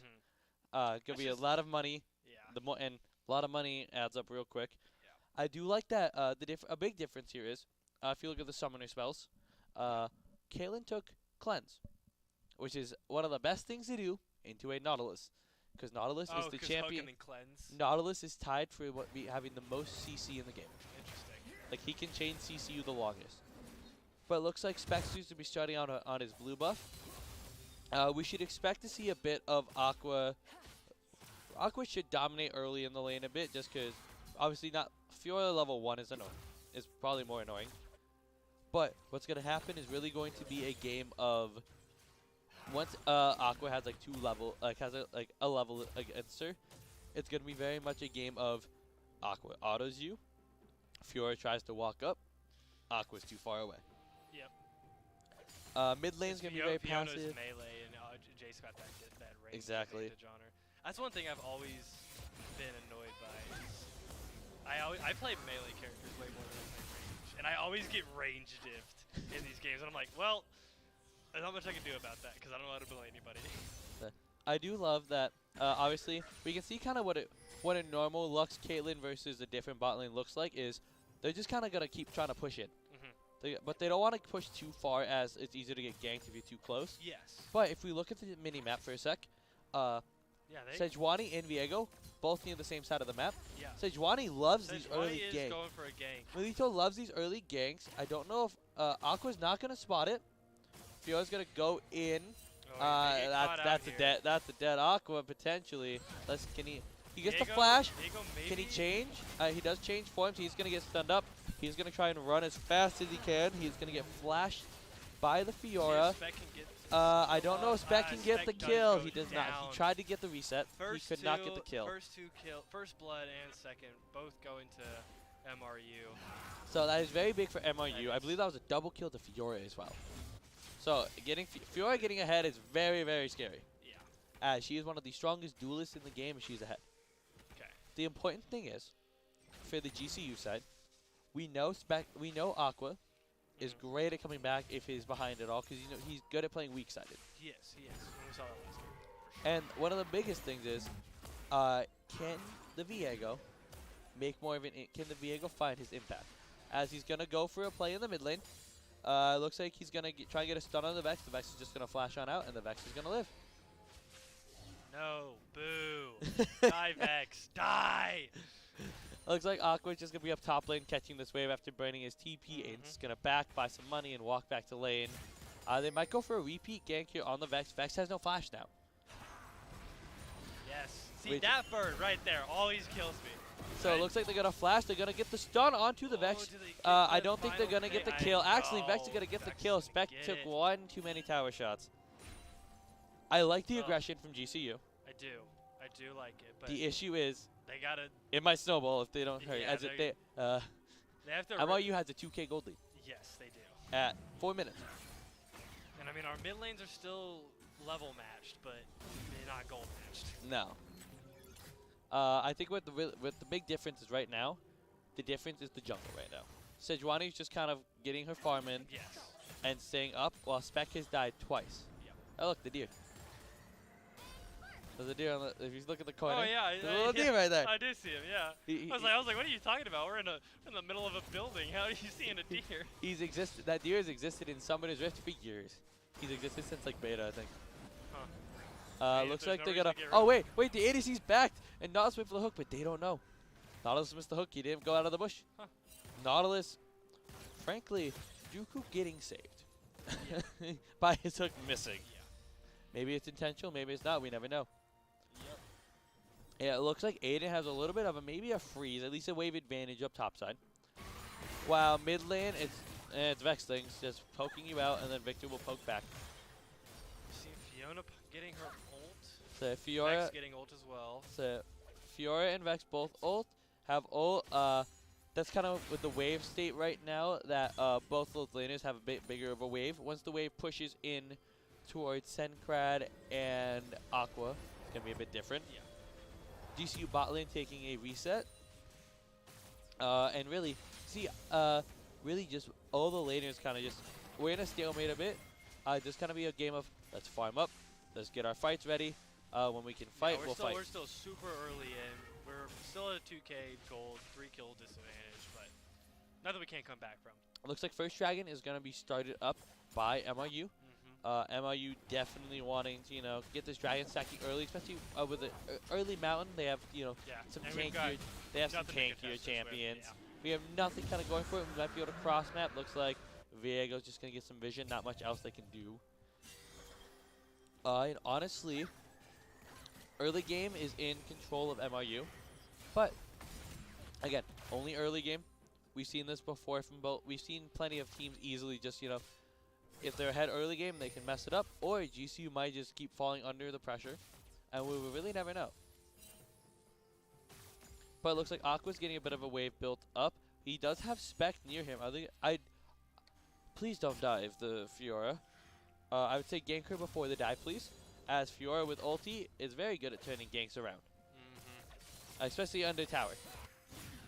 Lux is gonna get a root. Caitlyn gonna get a root. They're actually gonna. Nautilus is gonna flash hook.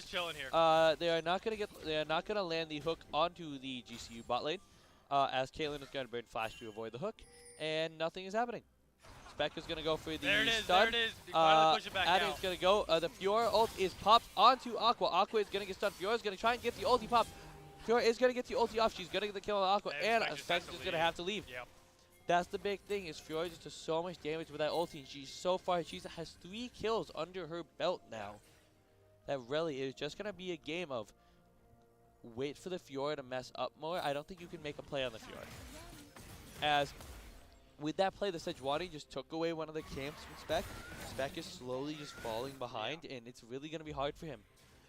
The nice thing will be, I think if Spec comes toward this bot lane, and they can get a play off of this bot lane, they can Spec can get like a kill or 2 off of this bot lane, get some resets. He'll be back in the game. Yeah. Because like I said, Viego snowballs. But the opposite side of that snowball coin is if he isn't snowballing, he's gonna be falling. He's not gonna be as useful.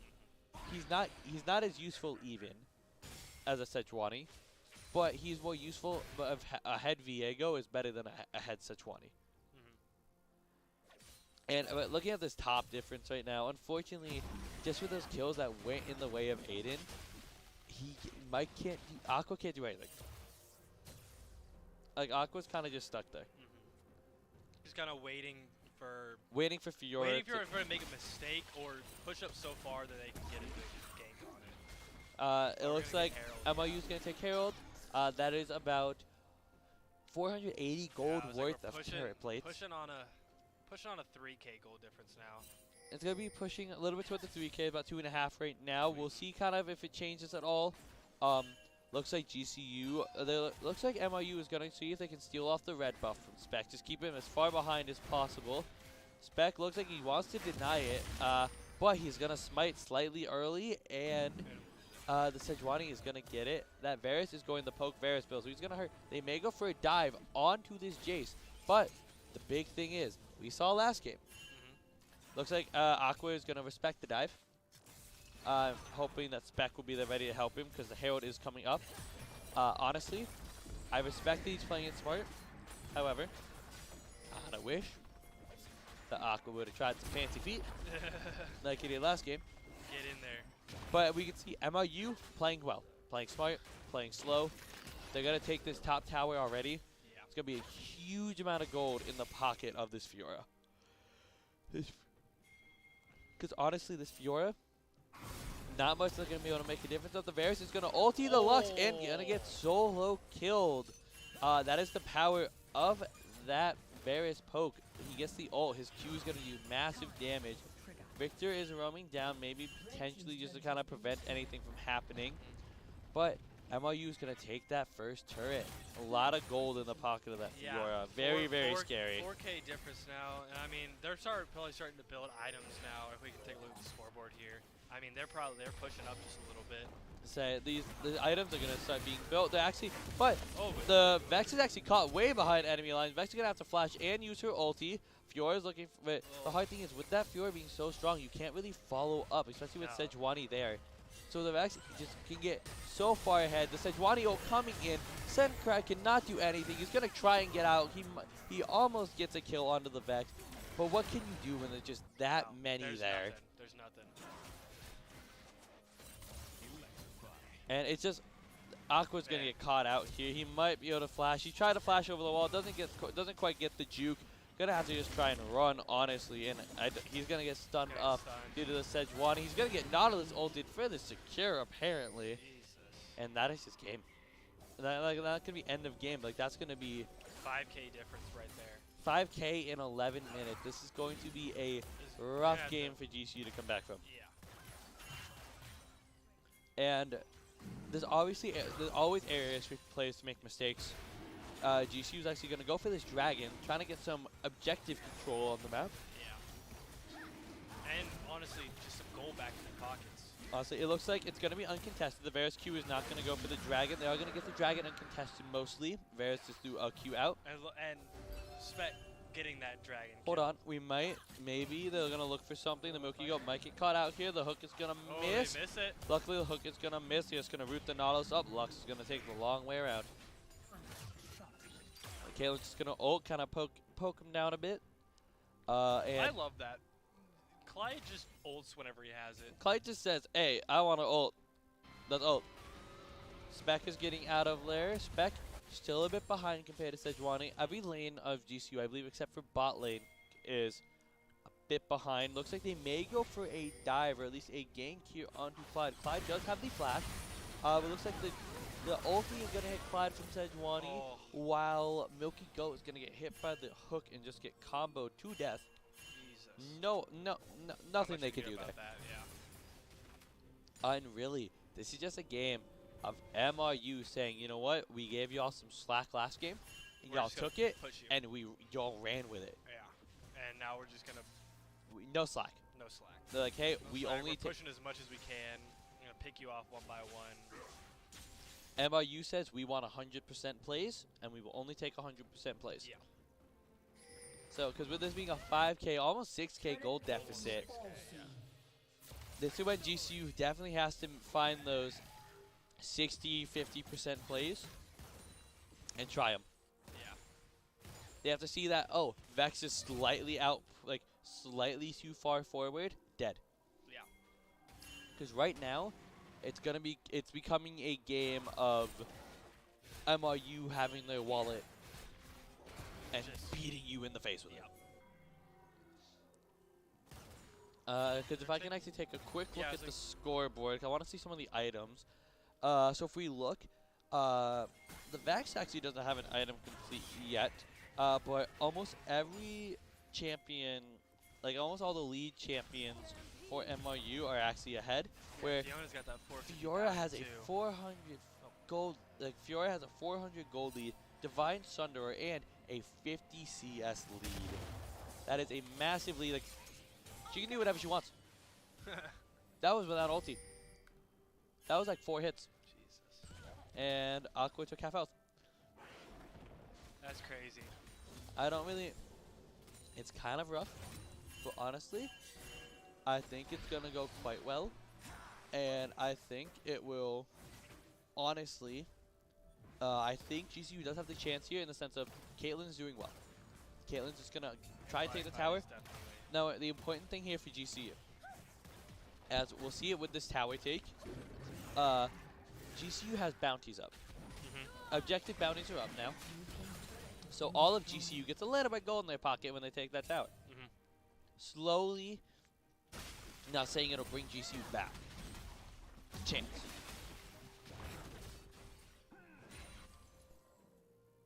As Sejuani's going to start up that Rift Herald. Rift Herald's going to be taken, the second Rift Herald of the game is going to be taken by MRU. And it seems that really all that's going to be happening is just MRU playing it slow, playing it careful. They want to win. They're like, hey, we're in game 3. Last game, we almost came back. Yeah. We can win this one. Oh, yeah. And GCU, the mental's probably a little bit struggling right now in the sense of it's like, all right, we're behind by a lot. Yeah. GCU is probably thinking, what do we do? How do we come back? Yeah, and I think a big part of that is they're not so much like their aggressiveness. In this we game. have an ulti coming out onto Caitlyn from the Nautilus. Luckily, Caitlyn's going to be able to get out. Doesn't have to burn flash or anything. Nope, luckily, not much is going to happen. Caitlyn will have to back, though, unfortunately, as Dragon is getting ready to spawn. So when that Dragon spawns, that'll be the big fight coming up. We each have one, too, which is big. We're each at one Dragon. Second, nothing crazy, but also just still a good buff for whichever team gets it. Exactly. It's still a buffer. Yes. As normally, if you get the first 2 dragons, usually the dragons that are most contested is the third, if one team gets 2. Or when a team gets the 3rd dragon, that's when it gets terrifying. 100% contested. Because you have to fight the 4th. You almost have to get the 4th. You have to fight the 4th. So Vex. Jesus. So. That right there is why I hate Vex. I was going to say. That may be a similar experience, but it looks like they may. Spectre is going to miss the stun. They're not going to be able to get a kill on the Fjord, and the Dragon is going to go in the way of MRU. I was going to say, as she did it, welcome to Vex. Yes, If you've never seen Vex do what Vex does. If you've never seen Vex and aren't quite sure why I would hate Vex, now you know. She has an ulti where she ults you. If it hits you, she can fly over to you, and then use all of her abilities on you. It did half the health of a level 10. And then, if the ult doesn't kill you, the teleport. She will use the rest of her abilities too. Yes. And then if she does kill you with it, does GCU looking for a fight? Big fight going unfortunately, it doesn't look like GCU's going to get anything out of it, but Sejuani is going to go back in. Looks like no one's actually going to die from this fight. Herald is going to go down. Herald is only going to get that first tower. However, a lot of summoning spells are spelled from the side of GCU. They're going to get that second one, though. All 5 people on one tower at once, just nothing you can do about that. That's just a whole lot of damage at once. And really, with that, that is very well played by MRU. They're like, all right, we don't have to get the kill. Don't chase for the kill. We play, we get them off the tower. Yeah. We take the tower. Yeah. And we leave. Yeah. I mean, and this isn't not going back to the first game, because we haven't seen as many solo picks as we did in the first game. I don't think GCU is playing this poorly. I think they're just kind of. I think MRU is playing well. Yeah. Exactly. I don't think GCU isn't playing poor. MRU is just playing very smart, very efficient. Yeah, as the Vex ult just came in on the Milky Goat, the Vex ult does miss. Vex is just going to flash in, do her normal combo anyway. And ult doesn't hit you, then I'll just flash and hit you anyways. I'll flash and do the rest. I'll flash like I did teleport you. Yeah, exactly. And then it's the same thing. And then all of my util into your skull.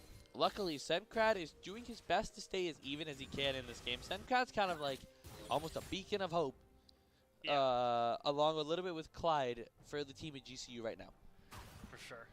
And honestly, a little bit unfortunate for Sencrad this game in the sense that Sencrad was doing the best he could in his mid lane. Clyde is going to dodge that hook beautifully with his net. However, cannot dodge the point-and-click CC chain. And yeah, that's just the Clyde going down. And Lux ult hits, it but did hit. It doesn't barely do enough. does any damage. That's the difference. That's the level difference. That's the difference in a Lux from last game where she was even or ahead in items. Yes. Versus now when Caitlyn and Lux are behind, their ult does nothing. And we said at the beginning, and honestly, I need to apologize to Mr. Sushi here. I said earlier, I was like, hey, you might not be able to play this game. You might just get one shot. He's going crazy. Sushi is one-shotting GCU. Us, yeah. And I don't know why he didn't switch it around, because to be fair, his first game, Varus, wasn't anything special. No, he wasn't special either. In his second game, it was looks like Vex is just going to ult in onto Clyde. Vex is doing Vex things. Vex doing Vex things. Vex just kills her. And look, Vex is going to maybe try and turn her up. Here comes the ulti onto Victor. She's going to wait for her spear to come back up. Going to go in. And luckily, Suncut is going to get a kill onto Nautilus. Vex still has ulti. She might go in for fun. Why not? Doesn't go in. 2 kills on the board now, at least, for GCU, but it's 16-2, 10,000 gold damage. This is the point when, even in pro play level, there's they say, and I said this in game 1 a bit, but not this extreme, This is MRU's to lose, not GCU to win. I mean, looking at that scoreboard, that is a 2 gold. 2 items on like half, two items on Sejuani and Fiora, compared to 1 item on everyone else. Lux doesn't even have an item completed other than her boots yet. And really, I apologize if I ever overtalked there, but like I don't know what to say right now. It's kind of hard to say. I mean, there's not much. 11k gold difference, down 14 kills, 5 turrets, down a dragon. I mean, everything just seems to be going wrong. I know, next dragon is spawning now, but really, I don't know. I think GCU, maybe they go for a fight, maybe they don't. Maybe they can get a lucky fight. Yeah. But really, and I don't want to say lucky because I think GCU has some skilled players, but I'm going to say lucky. Well, lucky in the sense that they're so highly, they're so beefy right now and so scaled and so fed that even skill may not even win you a fight in this like scenario. even honestly, they may honestly. It looks like GCU might go for a Baron. I think they're good. They may try and trade Dragon for Baron, and just be like, hey, we're in desperation mode. Take a Baron. Yeah. Looks like they're not going to. Looks like they might try and get a pick here onto the Vex. However, Vex is going to walk away with Nautilus protecting her. And we will see. We do see. I'm going to trade the Baron. Vex and Nautilus still walking up, trying to contest a little bit. I mean, I don't even think they're going to take. They're just going to take Scuttle Crab. They can't. They don't have the damage. I don't think to even take it yet. It's just going to be Lux is going to land a binding, but can't even do anything to follow up at this point. And it's really just a game of when will MRU overstep? Yeah. For GCU, it's will MRU overstep, and will they give us a chance almost? Yeah, exactly. But look, if you see this, Sejuani's coming over in almost. Caitlin's gonna have to flash, not even from the ulti, just to try and walk away. She has no abilities to get around. She has to walk all the way around the wall. Frankly, she's not going to be able to do anything. She's walking away, so they at least don't kill the Victor. They're going to try and get a pick onto the Nautilus here. However, Vex is going to come in. Vex is going to get 1 ulti off. Vex is going to use a 2nd ulti. Vex is just going to get 2 ultis off. She might even get a 3rd one here onto the Victor. And really, it's kind of a game of what can you do? Frankly, that might be game. If you were a GCU fan and you liked Vex before this, follow in my footsteps and become a Vex hater. Because that was stupid. So it looks here, we're just going to have an ace coming out from MRU. And death timers are small enough that I don't think the MRU could end, but that is 2 inhibs down. This is a 13k gold lead for the side of MRU. That is that is an entire item basically for each champion on MRU gold wise. Yeah, I mean there's just nothing. There's just nothing to say, nothing you can do. It is do. GCU is getting beat by a wallet. Yep, and that's. If you didn't believe us before, now you do. It's when you get beat by a wallet, because even looking at the scoreboard, Vex 10-0-2. 10-0-2. Fiora 4-0-1. We have 2 kills total. Yes, there's 2 kills to 21. Yeah. It's a very hard game for GCU fans to watch, but some games don't go the best. Nope. Not every game will go perfect. And here's the thing, from any bad game, frankly, there's not much for GCU to be like, all right, at least in VOD review for any team like this, you don't look at this mid-game to late game and be like, well, what can we do better? Because they were just behind. No, yeah. You look at the early game. Exactly. And it's those kind of things, it's like, and they're just going to take Baron, basically. MRU's just to be able to take Baron. Maybe Lux can steal. Maybe Spec can steal. I don't really think they have the option to even. And what I'm really thinking is, no, too it does less than a smite. Yeah, her ult at 10th level is not gonna do anything to these guys. And we're talking a little bit about like how GCU's behind. I have to give full props to MRU. Oh no, they're taking full advantage. MRU has done amazing this game. Yeah, they got a lead. 3 games, they grabbed a lead. Yeah. MRU's done amazing all these games. MRU got a lead in this early game, and they said, all right, we got the lead. We will carry this lead for the rest of this game. Yeah. And we will not let you play. Of course. As you look. And Senkai is just getting tower dove. He tries to flash. He's putting on the fancy feet. Doesn't die from the tower dive. However, nothing comes of it. Nothing comes of it. He flashes out, gets out of there. And the Knowledge is going to depth charge. Vex ult coming and getting a triple fear off. Vex is going to get the reset. Potentially get the reset. Gonna ulti. Gonna actually not die because Sejuani's taking the tower. Yeah. Now Vex goes down. Actually, it is 2 kills for the side of GCU. Well, however, goes down. Aiden is in the back line. So far. That is game. Yeah. The towers are falling. Yeah. 20 seconds is our lowest cooldown, and they can get a tower and a Nexus in 20 seconds. And like I said, MRU, wonderful job. They got to kill a minute. They did.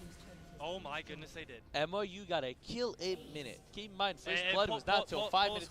Can we see the scoreboard one last time at the end of this match? 11-1-3. 2 people on MRU win flawless. 6-0-2, 2-0-10. 6-0-2, 2-0-10. 10 assists, 2 of their teammates had 10 assists, and 1 had 11 kills. MRU. I hate Vex. What do we take away from this game? Game 3, what do we take away? Vex sucks. No, Vex is good. But Vex Ethan hates Vex. To play against. Ethan hates Vex. That's what we got from game 3. Alright, but thank you guys. Tough loss. That was a tough game for GCU fans. Amazing third game for MRU fans. Yes. Congratulations, MRU, taking that 2-1. First game, close game. Second game was an absolute banger. It was. It was fun to watch from both sides. From both sides. And game 3, it was an even game. MRU, just full props. Full props. Y'all got a lead. Y'all carried it, and frankly, I think that was an amazing game to watch, especially as if you are an MRU fan. But upcoming, we have our Purple Rain stream actually coming up on February 23rd for the launch. Yeah, so the signups are over. So these will be the actual Purple Rain games starting on the 23rd. It'll be our very first one. So what will be happening with these is it's our all-women's league. If you haven't paid attention, if you don't know what Purple Rain is, it is our all-women's Valorant league. So the women will be playing against as all-women teams playing against each other. There's a $5,000 prize pool to the winning team. The entire tournament is powered by Rockstar. Exactly. Powered by Rockstar, and we're super happy to have had them help us out with all of this. It is an exciting chance that we get to host something like this. I'm very excited. And then we also have Firefox Friday coming up next Friday. We have every Friday. Every Friday, always streamed. And then next week, we also have next Saturday, so a week from today, we have another CLOL match. And then our Val match is not CVal. It is we're actually going back to their NECC games. Ooh. So we will be streaming our their CVal is actually in playoffs right now. Okay. So their tournament will be over soon. Yeah, but and then those games will be amazing. NECC Val games. So if you're interested in that, come watch. Yeah. But thank you guys for coming to check out the stream. Thanks for watching the game today for GCU versus Mount. And go check us out on all our social medias. All of our stuff is updated there. You can get plenty of information on when streams are and plenty of other stuff. With GCU Esports, we're powered by Rockstar. Sponsored by Canes. Have a good night. Have a good night.